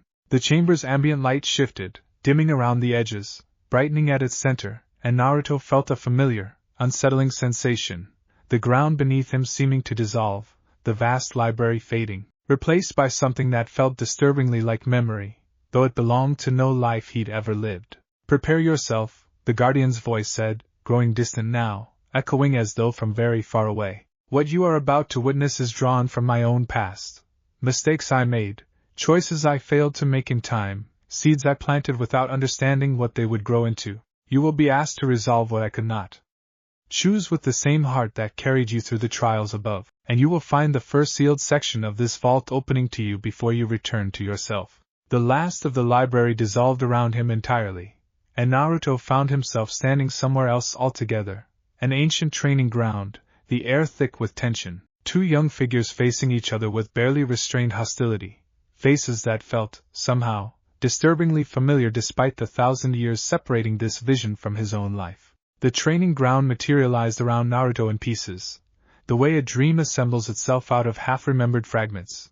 First the ground beneath his feet, packed earth scarred with the marks of countless sparring sessions, then a sky the color of late afternoon, heavy and orange, then the two figures standing roughly 20 paces apart, facing each other with a tension so thick Naruto could practically taste it. He recognized them before either one spoke a word.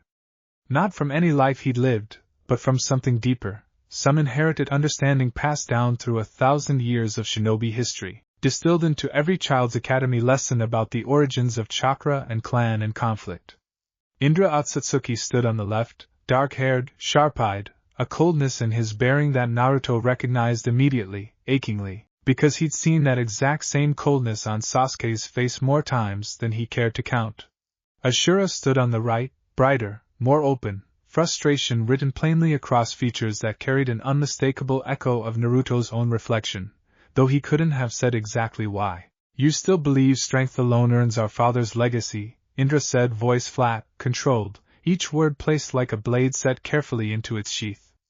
You haven't earned anything, brother. You've simply been given what I worked for. I'm not trying to take anything from you, Ashura said, and there was real hurt beneath the frustration in his voice, hurt that Naruto recognized with an unpleasant jolt of familiarity. I just don't understand why you can't see that what Father's building, the alliances, the trust between different peoples, that matters just as much as raw power. Maybe more. Trust. Indra's laugh was short, humorless. You sound like him. Do you know what trust earns you, Ashura? A knife between the ribs from someone smiling at you the whole while. Power is the only currency that never lies to you about its worth. Naruto stood at the edge of the training ground, invisible to both brothers, a silent witness to a conversation that had happened, if the guardian's words were true, well over 1,000 years before he was born, and yet felt, in its bones, disturbingly current. He could have transplanted half these lines directly into a memory of his own arguments with Sasuke and barely noticed the difference. You feel it too, Kurama said quietly, his voice carrying none of its usual gruffness now. This isn't just ancient history playing out in front of you, kid. This is the blueprint. Everything that happened between you and the Uchiha, it's practically an echo of this exact conversation. Yeah, Naruto thought back, watching Indra's expression harden further, watching Ashura's shoulders sag with the particular exhaustion of someone who has had the same argument too many times to count and lost hope of ever winning it. I noticed. The scene shifted, not abruptly, but the way memory shifts, sliding forward through time with the seams smoothed over. Naruto found himself watching the same two brothers, now older, standing before a robed figure whose presence made something ancient inside Kurama stir with unmistakable recognition. Hagoromo himself? Not the translucent construct from the library, but a living man, weathered and solemn, his three-ringed staff planted firmly in the earth, as he regarded his two sons with an expression caught somewhere between hope and dread. I must choose, Hagoromo said, and his voice carried the particular weight of a man who already knew his choice would cost him something enormous no matter which way he decided. One of you will inherit my strength, the other my will. I have deliberated long, and I believe. Let me guess, Indra interrupted, and the bitterness in his voice was already curdling into something darker. You'll choose him. You always intended to choose him, Indra. You don't have to explain it, father.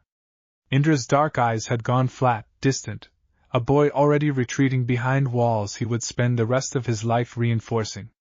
I understand perfectly. Strength was never going to be enough.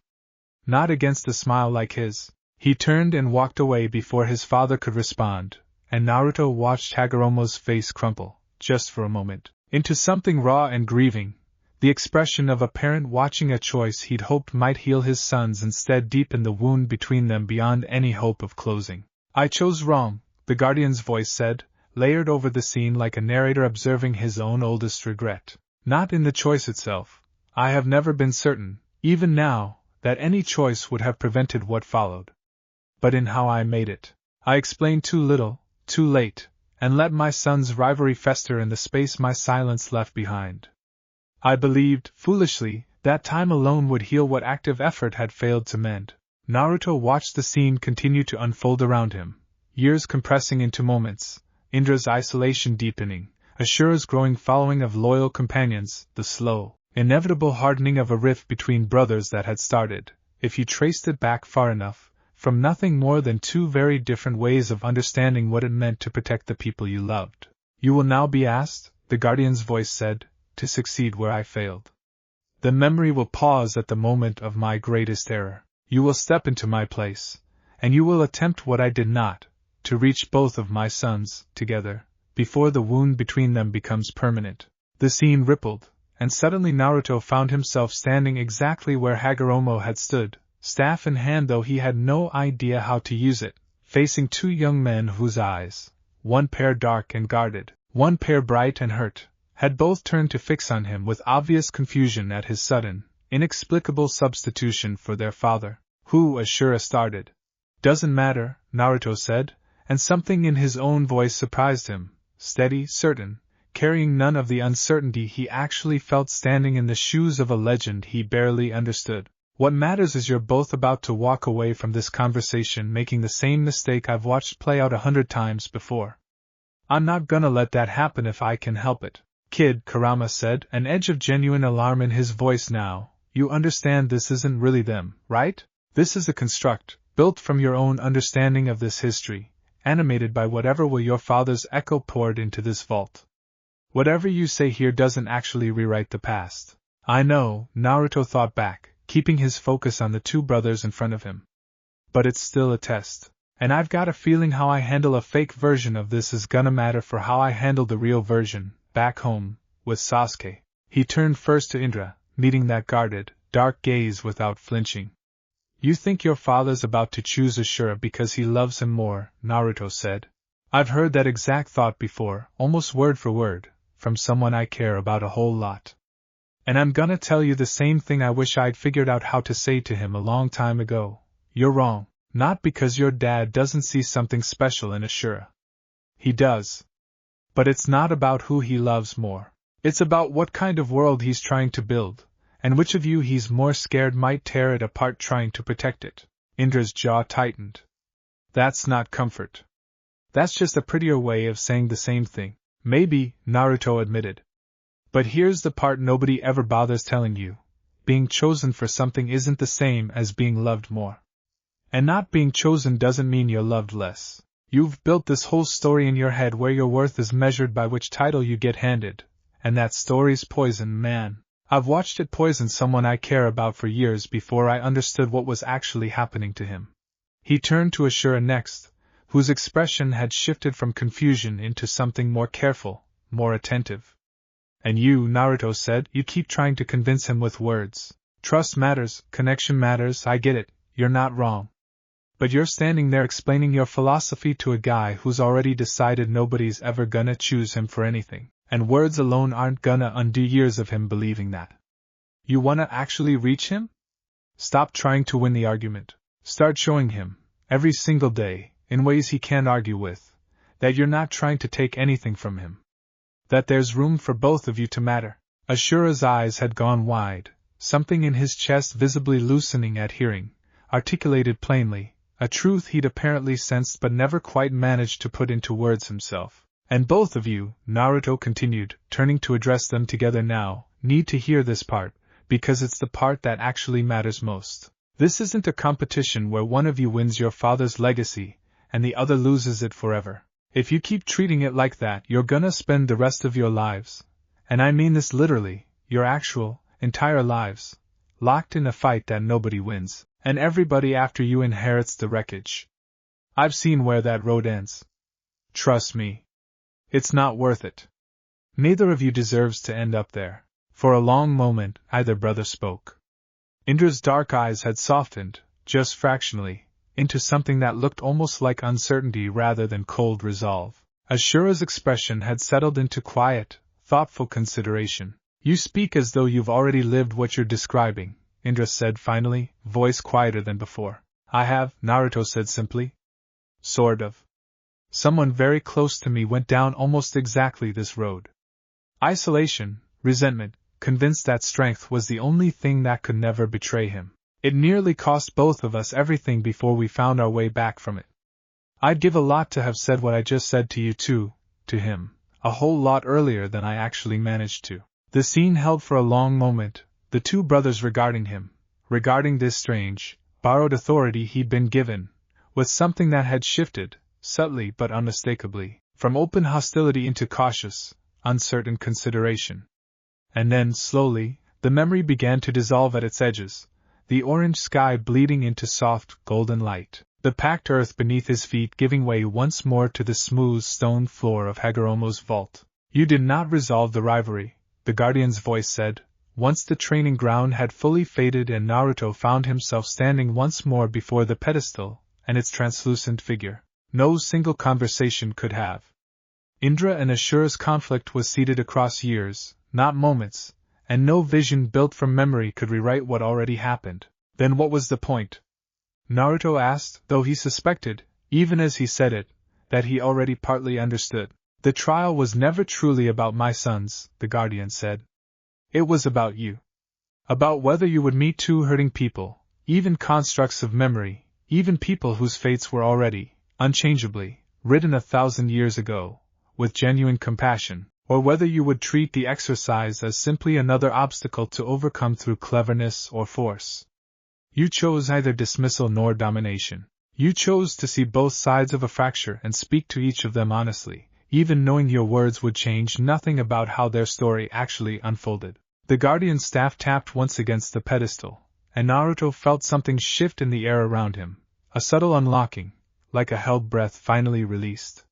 Compassion without weakness, the Guardian said. This is the foundation on which everything else in this vault depends. Power divorced from compassion becomes exactly the kind of wound my son's rivalry inflicted on this world for 1,000 years. Compassion divorced from strength becomes precisely the kind of futile gesture that changed nothing in the memory you just witnessed. You demonstrated both, together, in balance. The first sealed section of this vault now recognizes you. A section of the endless shelves surrounding the chamber began to glow, gently. The spiral patterns etched into the scrolls stored their brightening in slow, welcoming pulses.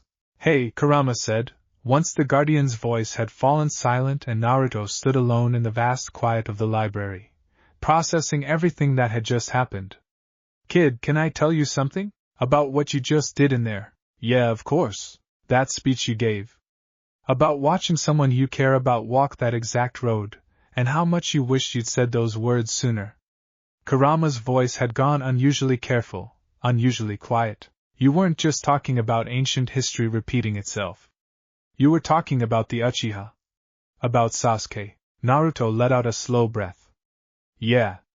I was. I've watched that whole story unfold from the inside, kid, closer than almost anyone. I watched you nearly die more times than I can count trying to drag that boy back from exactly the kind of isolation Indra just walked into. And I never once told you this, because I don't think I fully understood it myself until just now, watching you say it to a memory 1,000 years dead. Kurama paused. You were better at this than you give yourself credit for. Even when it looked like you were failing. Even when he kept walking away from you, the way Indra just walked away from his father, you never stopped trying to show him there was room for both of you. Something tightened in Naruto's throat, unexpected and sharp. He came back, though. In the end. That's what matters. He did, Kurama agreed. Because you never gave up on the exact thing that memory Indra couldn't believe existed, someone choosing to stay, over and over, without needing to be repaid for it every single time. The fox was quiet for a moment. I think that's exactly why this vault let you through, kid. Not because you're the strongest person who could have found this place. Because you're one of maybe a handful in this whole history who'd actually resist the temptation to use these trials as shortcuts around learning something real. Naruto was quiet for a long moment, letting that settle, letting himself feel, really feel, for the first time since walking into that council chamber weeks ago, something that wasn't grief or anger or the low, simmering ache of exile. Something closer to purpose. Thanks, Kurama, he thought finally, for telling me that. Don't get used to it, the fox grumbled, though there was no real heat behind it. I have a reputation to maintain. The newly unlocked section of shelves waited for him, glowing softly, and Naruto approached slowly, running his fingers along scrolls whose seals, the first foundational techniques of true Six Paths chakra control, the Guardian informed him, elements Hagoromo had developed but deliberately withheld from teaching either of his sons directly, practically hummed beneath his touch. You will not master these overnight, the Guardian cautioned, as Naruto lifted the first scroll carefully from its resting place. What is unlocked to you now represents years of dedicated training compressed as efficiently as this vault's altered flow of time allows. You will fail. Repeatedly. You will exhaust yourself past any limit you currently believe you possess. This is not cruelty, it is the same principle that governed the trials above. Growth earned slowly, and painfully, produces wisdom alongside strength. Growth granted freely produces only the illusion of mastery, brittle and dangerous the moment true pressure is applied. I get it, Naruto said, unrolling the scroll carefully, already feeling the faint, unfamiliar pull of chakra pathways he never consciously accessed before, waiting to be understood. Slow and earned beats fast and hollow. Believe me, I've learned that lesson plenty of times already, the hard way. Then let us begin, the Guardian said, with the most fundamental principle underlying all Six Paths chakra manipulation, the recognition that true power flows not from forcing chakra to your will, but from understanding chakra as a living current that responds most fully to a will already at peace with itself.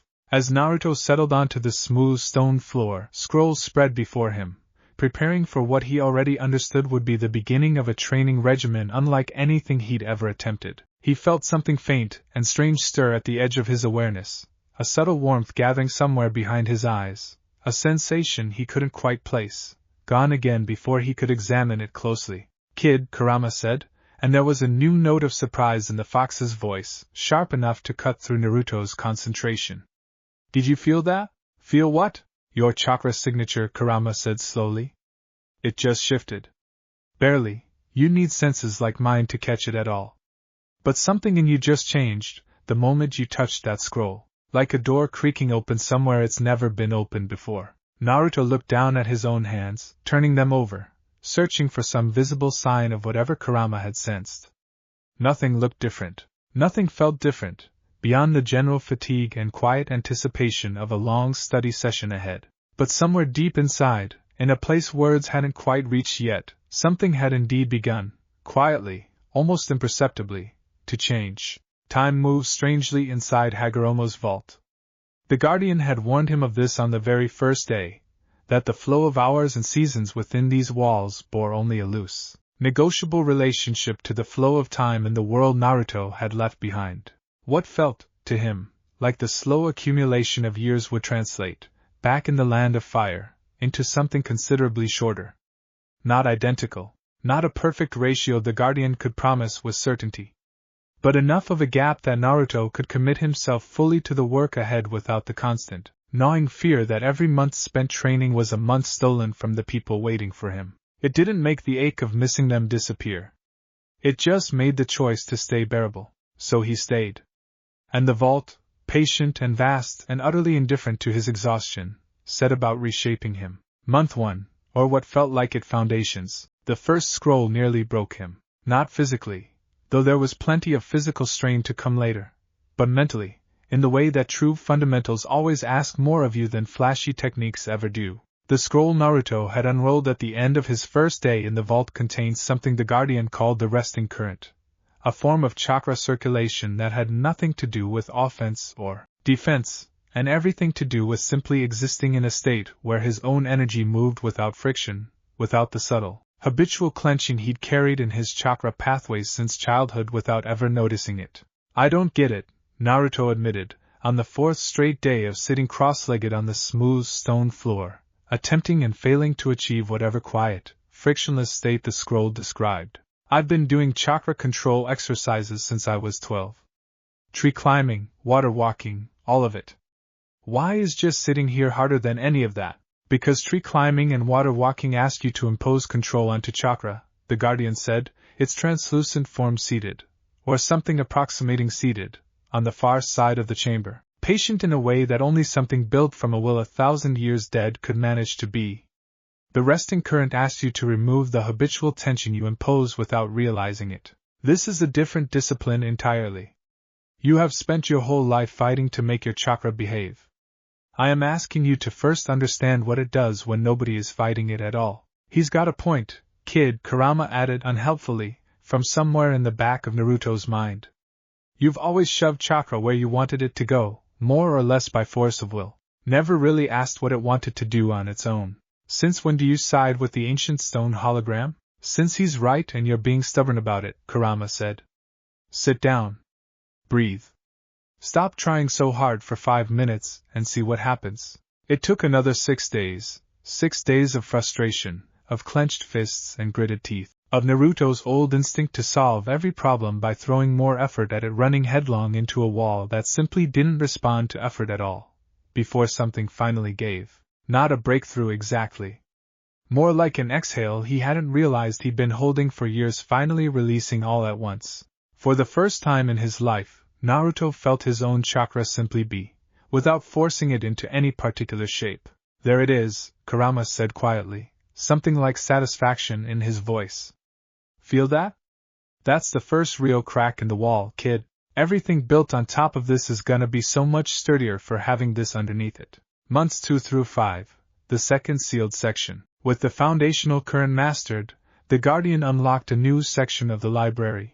Techniques centered on what it called spatial resonance, a discipline that, as Naruto studied it, revealed itself to be a far more refined, far more efficient cousin of the flying thunder flying technique his own father had once used to reshape the tide of war. where Minato's technique had relied on marking specific locations with a physical seal and then instantaneously traveling to that marked point. The spatial resonance techniques in Hagoromo's vault work differently, treating space itself not as a fixed backdrop to be marked and jumped between, but as something fundamentally malleable, responsive to sufficiently refined chakra in ways that didn't require pre-placed anchors at all. It was, without question, the hardest thing Naruto had ever attempted to learn.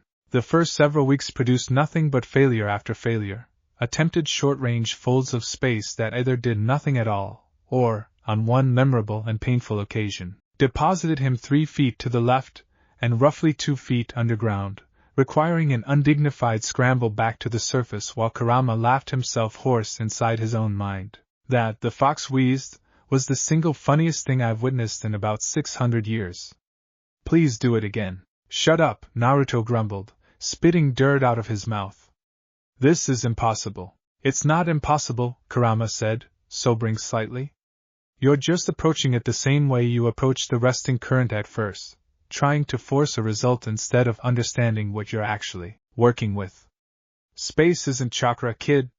It doesn't respond to raw output. It responds to precision. The breakthrough, when it finally came, arrived almost by accident. Naruto, exhausted after another failed attempt, simply trying to feel the empty space in front of him the way he'd learned to feel his own resting chakra current, rather than trying to bend that space through sheer application of will. The fold that resulted was small, barely more than a few feet, but it was clean, precise, and entirely without the violent, uncontrolled quality of every previous attempt. From there, progress came steadily, if never easily. Weeks became what felt like months as Naruto expanded the range and precision of his spatial folding, eventually reaching a point where he could cross the entire vast chamber of the library in a single, near-instantaneous step. Chakra cost minimal, control absolute. You are progressing faster than I anticipated, the Guardian observed, some indeterminate stretch of time later, watching Naruto fold space to retrieve a scroll from the library's farthest shelf without so much as standing up from where he sat.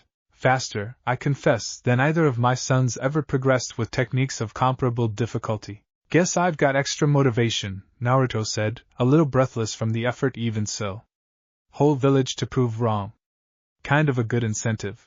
Motivation matters, the Guardian agreed, but I suspect it is not the whole of the explanation. You approach failure differently than most I have observed across the ages, bearer. You treat it as information rather than as judgment.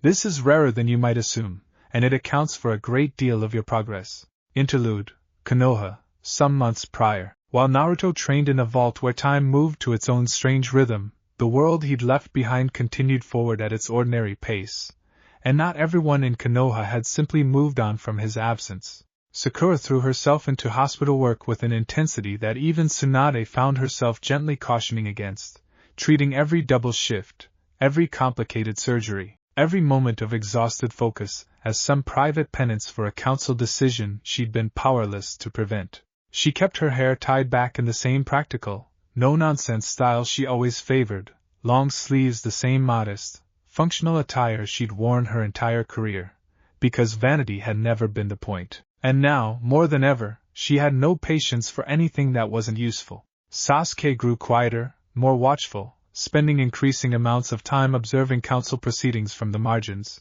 cataloging every small overreach of Danzo's growing influence with the patient, methodical attention of someone building a case he intended to use eventually. He and Kakashi had developed an unspoken understanding, two men keeping careful watch over a village that had made a decision they both privately considered a mistake of historic proportions. Hinata, for her part, had quietly requested reassignment to border patrol duty along the eastern routes, the very stretch of territory nearest to where Naruto had last been seen, and spent her rotations, scanning the horizon with Byakugan-sharpened eyes for any sign of a familiar chakra signature she never quite managed to find, though she never once said aloud what, or who, she was actually watching for. And in the shadows of the council's growing internal fractures, Danzo continued consolidating influence with the patient, deliberate care of a man who had waited decades for opportunities like this one. Testing the boundaries of authority, Tsunade was increasingly too occupied,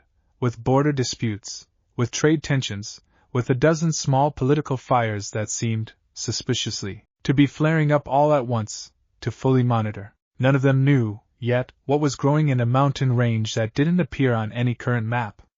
But all of them, in their own ways, were waiting for it. Months 6 through 10, the third sealed section. The third section the Guardian unlocked concerned Fuinjutsu, not the advanced, dangerous theoretical work the Guardian had cautioned would come last, but a substantial intermediate tier that built on everything Naruto had learned from Jiraiya and, before him, absorbed second-hand from his father's own scattered notes. Here, finally, Naruto found himself in more familiar territory, and progress, while still demanding, came with less of the frustrated floundering that had characterized his early weeks with spatial techniques. Sealing had always made a certain intuitive sense to him, perhaps some inherited echo of Uzumaki blood recognizing its own native discipline even generations removed from Uzushiogakyo's destruction. He studied seals capable of storing and releasing chakra with far greater efficiency than any storage scroll he'd previously encountered. He studied barrier techniques capable of isolating and containing hostile chakra on a scale that made the barriers used to contain tailed beasts during the war look crude by comparison. He studied, carefully, cautiously, under the Guardian's close supervision, early theoretical work on seals capable of interacting directly with the target's own chakra network, techniques that could, in the wrong hands, prove devastating, and which the Guardian made him swear, in a formal, weighted exchange that felt disturbingly like an oath, never to use against anyone who hadn't first shown clear and deliberate malicious intent. "I wouldn't use something like this to hurt people who didn't deserve it," Naruto said, a little offended at the implied doubt. "I do not doubt your current intent," the Guardian said. "I have watched you closely across these months, bearer, and your heart has not wavered from where it stood when you first entered this vault. But power of this magnitude, held long enough, tests intent in ways that mere weeks of good behavior cannot fully prove. I ask this oath not because I distrust you today, but because wisdom requires humility about who any of us might become across a lifetime of holding power most will never understand." Naruto had thought, in that moment, of the council chamber that had exiled him, of how easily fear had curdled into cruelty in people who likely hadn't set out, at the start of their careers, to become the kind of leaders who'd sacrifice a 16-year-old to political convenience. He'd sworn the oath without further hesitation. Kurama's deepening bond. Somewhere in the midst of these months, Naruto had genuinely lost precise count by this point, the vault's altered flow of time blurring weeks into an undifferentiated stretch of dedicated effort. Something else had been quietly shifting alongside his growing technical mastery. His relationship with Kurama had continued deepening in ways that went beyond simple companionship into something closer to true partnership. Where once the fox's chakra had felt, even at its most cooperative, like a separate and somewhat reluctant force being carefully coaxed into alliance, it now moved alongside Naruto's own chakra with an ease and fluidity that made the boundary between them increasingly difficult to locate.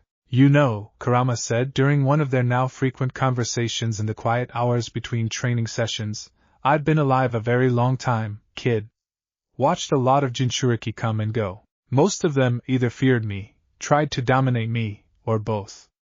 Even the better ones, even your own mother, may her memory be honored, never quite managed what you and I have built." "What's that?" "Actual partnership," Kurama said. "Not a cage and a prisoner circling each other warily. Not a tool and its wielder.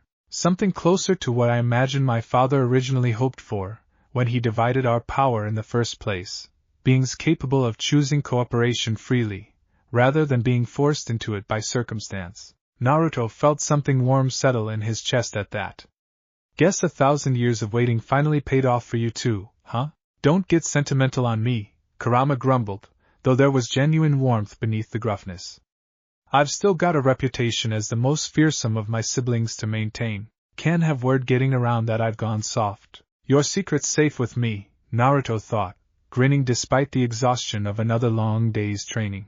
This deepening bond manifested in concrete, measurable ways, Kurama's chakra blending with his own more seamlessly than ever before, techniques that once required careful, deliberate cooperation now flowing with an instinctive ease that surprised them both. The 6 paths chakra fusion techniques the Guardian had begun introducing built directly on this foundation, requiring a level of trust and synchronization between Jinchuriki and tailed beasts that, the Guardian noted, few pairings in history had ever achieved. "Your bond with the Ninetails is unusual," the Guardian observed, watching Naruto complete a fusion technique that briefly manifested a faint, controlled shroud of chakra around his form, not the raw, overwhelming cloak of earlier years, but something refined, precise, costing a fraction of the strain such power had once demanded. Most Jinchuriki throughout history have treated their bonded beast as a resource to be managed, at best, or a threat to be contained, at worst. You have built something closer to genuine friendship. This will serve you well in what remains ahead. Months 11 through 14, deepening understanding. As his technical mastery grew, the Guardian began weaving in less tangible lessons, extended discussions on the true history of the shinobi world. The uncomfortable truths about the founding clans that the Guardian had promised early on, delivered gradually, in pieces sized to match Naruto's evolving capacity to hold difficult truths without being destabilized by them. He learned things about the founding of Konoha that complicated the simple, heroic version taught in every academy classroom. He learned things about the true circumstances of the Uchiha clan's fall that added painful new layers to a tragedy he'd already understood, secondhand, through Sasuke's grief and Itachi's sacrifice. He learned things about the true nature of the tailed beast's original division that made him understand, more fully than ever, exactly how much Kurama and his siblings had actually lost in becoming the divided fragments they now were. None of this knowledge came easily, and some of it left Naruto sitting in troubled silence for what felt like days at a time, wrestling with truths that didn't fit neatly into the stories he'd grown up believing. Why does knowing all this matter? He asked the Guardian once, frustration bleeding through his exhaustion. It's all just old wounds. History I can't change no matter how much I understand it now. You misunderstand the purpose, the Guardian said gently. I do not teach you this history so that you might somehow undo it. That ship, as your people say, sailed 1,000 years before either of us stood in this chamber. I teach you this history because a leader who does not understand the true roots of his world's oldest conflicts will inevitably repeat their patterns, believing himself to be forging something new when he is, in truth, merely rehearsing an old and familiar wound in slightly different clothing. Naruto thought of the council that had exiled him, of fear disguised as prudence, of old grudges dressed up as new policy, of a village that had, in its own way, repeated a pattern stretching back generations without ever quite recognizing it was doing so. You're saying if I ever end up in charge of anything, Naruto said slowly, I need to actually understand why things got broken in the first place. Not just patch over the cracks and hope nobody notices they're still there. Precisely, the Guardian said, something like genuine pride coloring its ancient voice.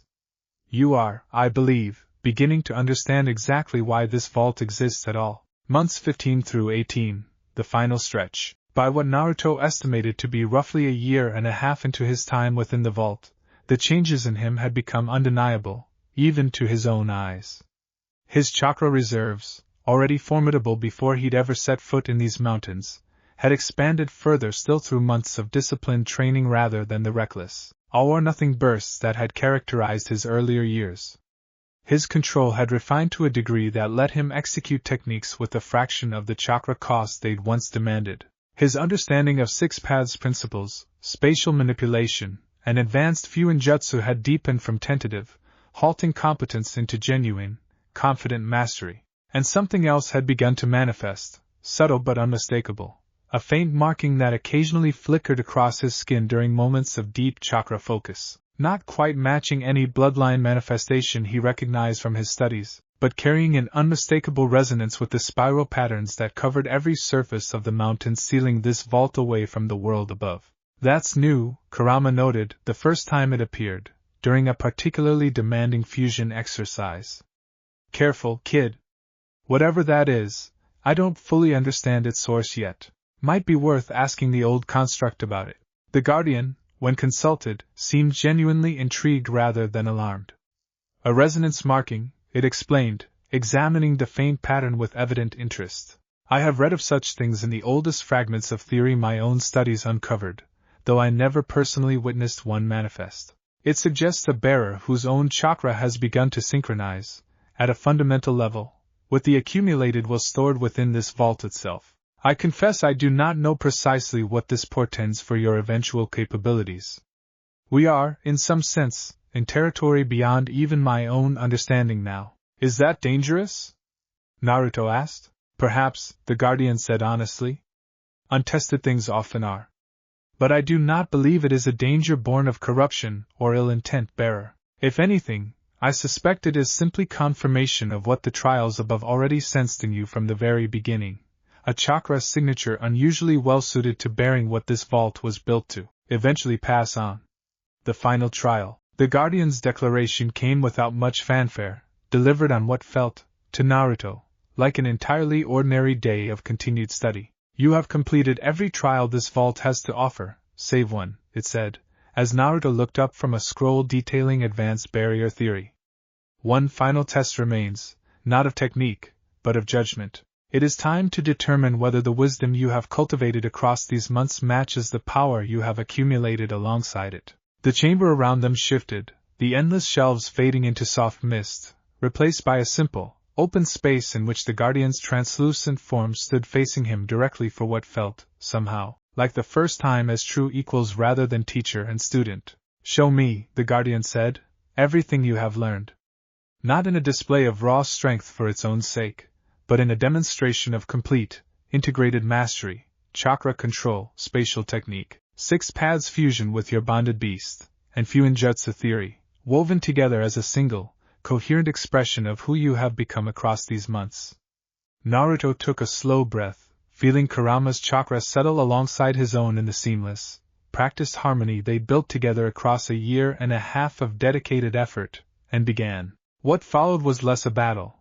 There was no opponent to strike, no enemy to defeat, then a demonstration in the truest sense, a controlled, deliberate expression of everything the vault had taught him. He folded space to cross the chamber in an instant, chakra cost negligible. He wove a barrier seal of remarkable complexity in the span of seconds, something that would have taken Jiraiya careful minutes to construct with equivalent precision. He called on Kurama's chakra not in the raw, overwhelming surge of his younger years, but in a refined, controlled fusion that manifested as a subtle golden shimmer around his form, power without spectacle, mastery without waste. And at the demonstration's close, the faint resonance marking that had begun appearing during his fusion exercises bloomed fully across his skin for the first time. Not garish, not overwhelming, but present, undeniable, a quiet signature of everything he'd become.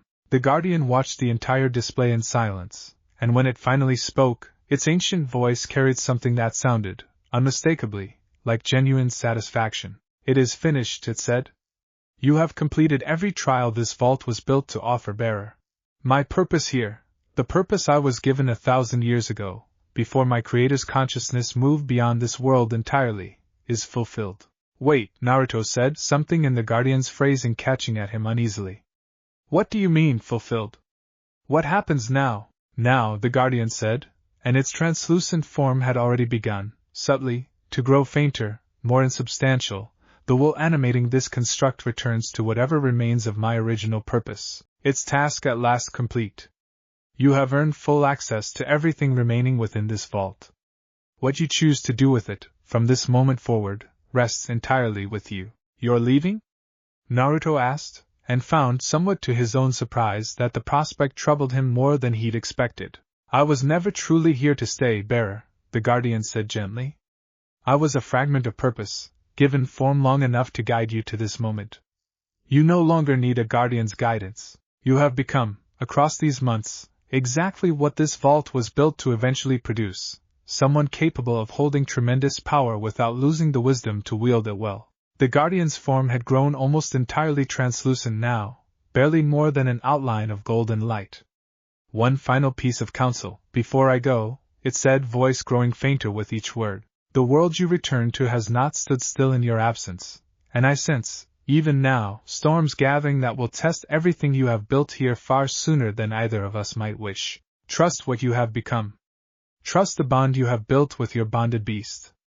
And remember, always, the difference between strength and worthiness that first opened this vault's doors to you. Wait, Naruto said again, reaching out instinctively, though there was nothing solid left to grasp. Thank you? For all of it. Tell him, tell Hagoromo, whatever's left of him actually is, tell him I won't waste this. The Guardian's final words came as barely more than a whisper, threaded through with something that sounded, remarkably, like genuine warmth. He already knows, bearer. He has known since the moment the mountain first let you through its trials. Go now. The world is waiting for who you have become. And then the light dispersed entirely, and Naruto stood alone in the vast, quiet expanse of Hagoromo's library, no longer a student awaiting instruction, but the vault's sole remaining master, every shelf, every scroll, every fragment of a 1,000-year-old legacy finally, fully his to command. Kurama, Naruto thought, into the sudden, enormous silence. I'm here, kid, the fox said quietly. Still here. Always here. We did it. We actually did it. We did, Kurama agreed, and there was something almost overwhelmed in his ancient voice, something Naruto had never quite heard from him before. 1.5 years, by our count. Feels like it should have taken a lifetime. Guess it's time to go home. Guess it is, Kurama said. Though kid, that guardian's last words. About storms gathering. I don't like the sound of that. Naruto looked around at the vast, silent library one final time, at a lifetime. Several lifetimes, of accumulated wisdom now fully open to him, and felt something settle into place in his chest. Not fear. Something closer to readiness. Whatever's waiting for us out there, he thought, we're ready for it now. Silence has a particular texture when you're the only living thing inside it. Naruto stood in the center of Hagoromo's library for a long while after the guardian's light dispersed, simply breathing, letting the enormity of what had just happened settle over him in slow, uneven waves. 18 months, by his own count, though the vault's strange relationship with time made any number feel approximate at best, of training, failure, breakthrough, and the particular loneliness of growing into someone new without anyone familiar there to witness the process. And now, for the first time since he'd stepped through that mountain's threshold, there was no one left to guide him. No trials waiting to test his heart. No layered, ancient voice offering careful counsel just as his frustration threatened to boil over. Just endless shelves of accumulated knowledge, fully unlocked, and a silence so complete it felt, for a moment, almost like its own kind of test. You alright, kid? Kurama asked gently into that quiet. Yeah, Naruto thought back, though it took him a moment to find the words. Just feels strange. Like finishing the academy all over again. Except this time there's no graduation ceremony. No Iruka-sensei handing out headbands. Just an empty room and a decision about what happens next. For what it's worth, Kurama said, I don't think that guardian would have let go of its purpose if it didn't believe you were ready to stand in this room without it. That's not nothing. Naruto managed a small, tired smile. Yeah. Guess it's not. He walked slowly toward the newly, fully accessible shelves. The fourth section, the one the guardian had cautioned would remain sealed until every other trial had been completed. The section concerning the true origin of chakra and the deepest, most dangerous Fuinjutsu theory Hagoromo had left unfinished at his death. It glowed now with the same soft, welcoming light the other sections had shown once unlocked, patient and waiting after 1,000 years. All right, he thought, settling down before the first scroll. Let's see what you were really protecting, the true history. What Naruto found, over the following stretch of study, weeks, by his best estimate, though the distinction between weeks and months had grown genuinely difficult to track by this point, reshaped his understanding of the shinobi world's foundations more thoroughly than anything he'd learned in the vault's earlier sections. He read Hagoromo's own account of the era before the great war between man and beast, a time when the fruit of what the scrolls called the chakra tree had first granted chakra to a handful of humans, reshaping not just their bodies but the fundamental relationship between humanity and the natural order of the world. He read about the true circumstances surrounding Kagaya's fall into the darkness that had eventually required her own sons to seal her away. A story more tragic and more complicated than the simplified version taught in even Konoha's most advanced historical texts. A woman who had, in her own way, begun with a desire to protect the world from endless war, only to have that desire curdle, over time and isolation, into something that mistook control for peace. He read, too, about the founding of the shinobi clans themselves, the true, unflattering account of how alliances had formed not from pure principle, but from careful calculations of mutual advantage, old grudges papered over rather than resolved, a peace built on foundations far shakier than the heroic academy version ever admitted. The Senju and Uchiha alliance that eventually founded Konoha, one particularly dense scroll read, in handwriting Naruto had come to recognize as Hagoromo's own. was never the seamless meeting of equals that later generations chose to remember. It was two exhausted, war-weary clans, each convinced privately that they had gained the better end of an uneasy bargain, setting aside a rivalry inherited from my own sons without ever fully resolving the wound at its root. I watched this unfold from whatever remained of my consciousness in those years, and I confess I hoped, perhaps too optimistically, that time and shared purpose alone might heal what direct reconciliation had failed to accomplish. History, as you likely already know by the time you read this, proved that hope only partially justified. Naruto set the scroll down slowly, thinking of Sasuke, of the Uchiha massacre, of Itachi's sacrifice, of an entire clan's fall from grace rooted, if you trace the thread back far enough, in exactly this kind of unresolved, papered-over wound. It's the same story, he thought, feeling something heavy settle in his chest. Over and over. Different names, different centuries, same broken pattern nobody ever quite manages to fully break. Which is exactly why this knowledge matters, Kurama said quietly, sensing the direction of his thoughts. You're not just learning history for its own sake, kid. You're learning where all the old fractures actually sit, so that if you're ever in a position to do something about them, you're not just guessing. The Fuinjutsu theory, the most dangerous section of the vault, exactly as the Guardian had promised, contained Fuinjutsu theory that made even Naruto's now considerable understanding of sealing arts feel genuinely humbling and complete.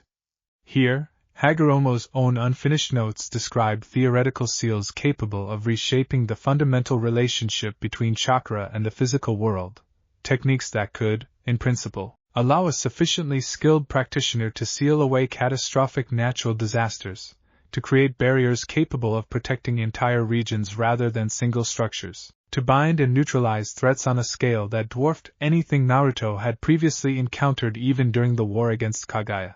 He also found, tucked among these notes, warnings written in Hagoromo's own careful hand about precisely why this theory had remained unfinished, why he'd chosen not to complete, or teach it even to his most trusted successors. I have deliberately left this work incomplete, one passage read, not from any failure of understanding, but from a considered judgment that its completion, in the wrong hands, could reshape the world in ways no single person should have the unilateral power to enact. A seal capable of binding a natural disaster is also, with sufficient corruption of purpose, a seal capable of binding a people. I trust whoever reads this, having earned access through the trials I built to test exactly this kind of judgment, to understand why I chose incompletion over the risk of misuse, and I trust you, whoever you may be, to exercise similar restraint with whatever you choose to complete or leave unfinished in your own turn. Naruto read that passage several times, turning it over carefully. He's basically saying, he thought slowly, don't finish what he started just because I can. Not unless I've got a genuinely good reason, and even then, think real hard about what it could be used for in someone else's hands. Sounds like good advice regardless of the source, Kurama said. Power like that doesn't exist in isolation, kid. The second you complete something like this, and it exists in the world, you've got no guarantee it stays only in your hands forever. Wars have been started over far less than a seal that could bind an entire population. Yeah, Naruto agreed. I'm not gonna touch this. Not unless there's genuinely no other option. He didn't destroy the notes.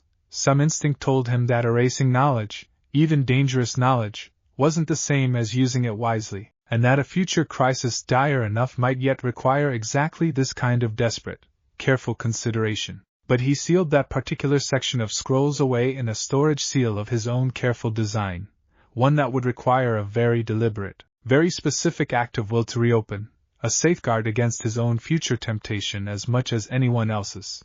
The defining choice. It was somewhere in the midst of this final stretch of study that Naruto found himself confronting, more directly than he had at any point since the council chamber that had exiled him, the question of what all of this was actually for. He'd absorbed an almost unfathomable breadth of knowledge and technique over the better part of 2 years, power that, he understood clearly now, exceeded anything currently possessed by any single shinobi in the 5 great nations, quite possibly exceeding the combined strength of several Kage put together. He thought, sitting alone in that vast library with nothing but his own thoughts and Kurama's quiet presence for company, about all the different directions a person could take power like this. He could return to Konoha and simply take what the council had denied him, force his reinstatement, or something considerably more, through sheer overwhelming strength that none of them could hope to resist. Some old, still raw part of him, the part that remembered exactly how it had felt to stand in that chamber, and hear himself described as a weapon rather than a person,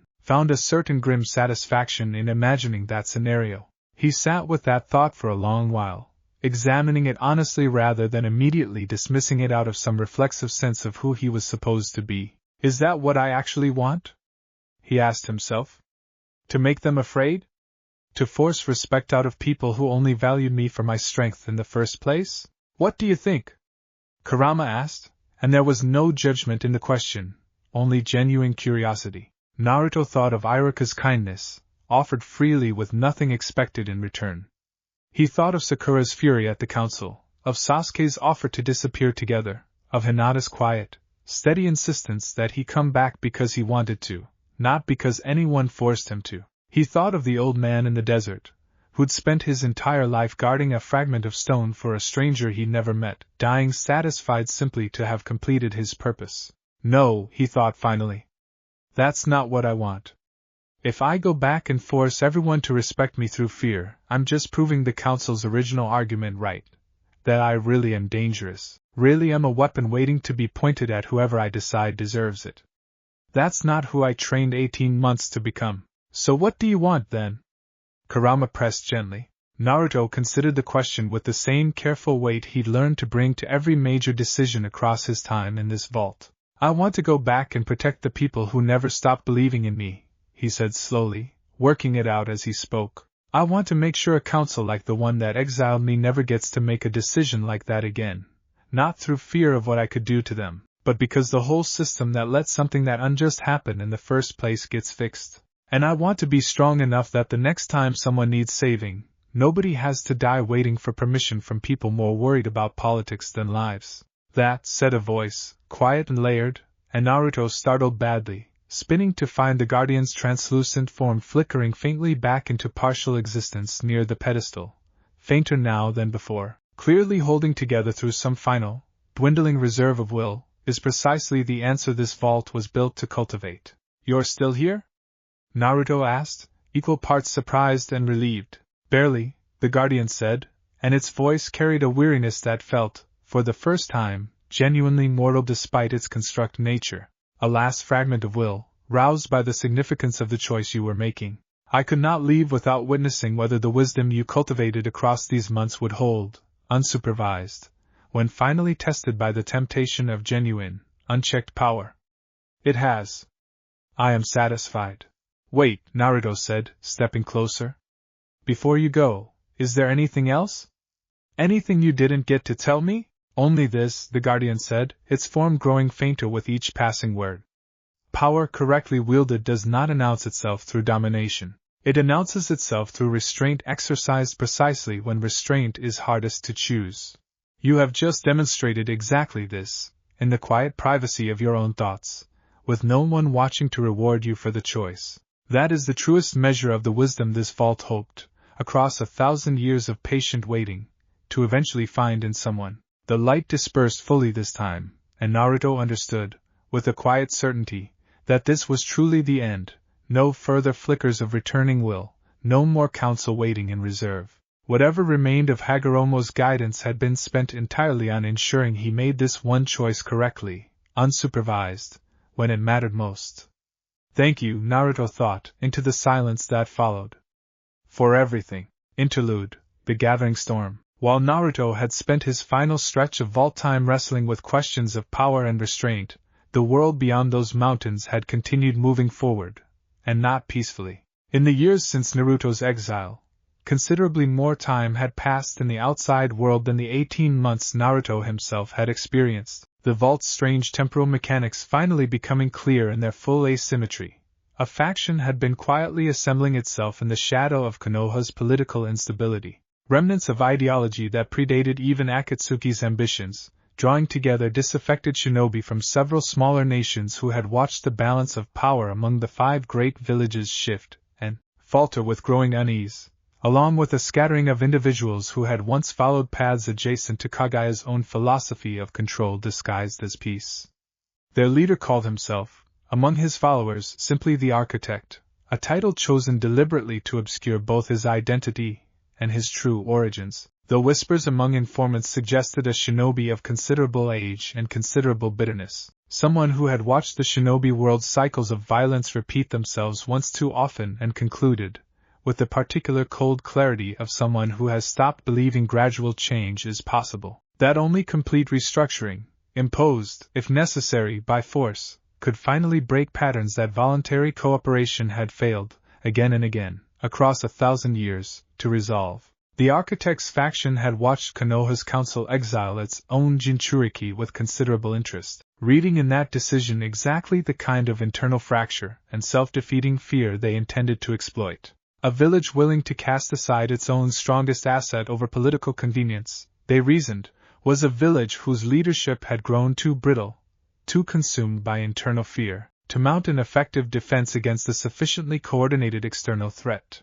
They had spent the intervening time patient, methodical, gathering resources, testing the borders of the Land of Fire's diplomatic relationships with smaller allied nations, probing for weaknesses in exactly the kind of careful, deliberate way that suggested a genuinely dangerous, genuinely patient adversary rather than any reckless, easily countered threat. Sasuke had caught wind of their movements first, fragments of intelligence gathered through careful, quiet inquiry among contacts he'd cultivated specifically because he no longer trusted the Council's own information-gathering apparatus to remain uncompromised under Danzo's growing influence. He'd brought his concerns to Tsunade directly, bypassing the Council entirely, in a meeting that had grown increasingly tense as the full scope of what he'd uncovered became clear.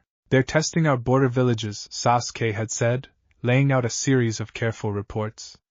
"Small provocations. Nothing that would justify a full military response on its own, but enough to gauge our reaction time, our communication networks, how quickly we mobilize when something goes wrong at the edges of our territory." "You think this is connected to Naruto's exile?" Tsunade had said. It wasn't quite a question. "I think," Sasuke had said carefully, "that whoever's behind this has been watching this village very closely, and I think they've concluded we're vulnerable in exactly the ways his absence created. I don't know where he is. I don't know if he's even alive. But I know this village is weaker without him, and I think our enemies know it too." Tsunade had said nothing for a long moment, staring at the reports spread before her, weighing a decision she'd already made once, weeks ago, and had regretted with a bitterness that had only deepened as time passed. "If he ever comes back," she said finally, "this council's decision gets overturned the moment he walks through that gate.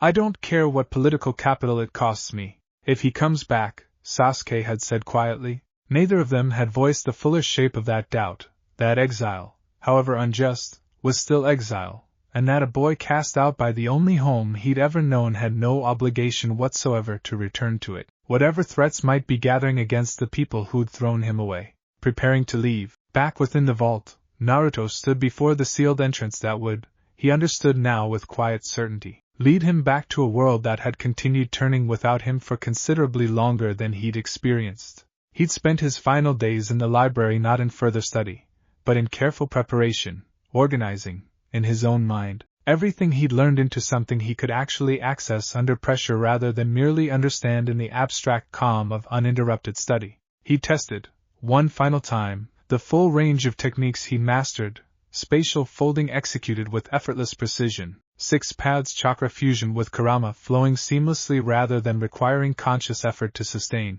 Fuinjutsu constructed with a speed and complexity that would have seemed like fantasy to the boy who'd first entered this mountain nearly 2 years prior. He looked, one last time, at the faint resonance marking that occasionally flickered across his skin during deep concentration, subtle, understated, nothing like the garish transformations he'd once relied on in his younger, more desperate years, but unmistakably present, a quiet signature of everything the vault had shaped him into.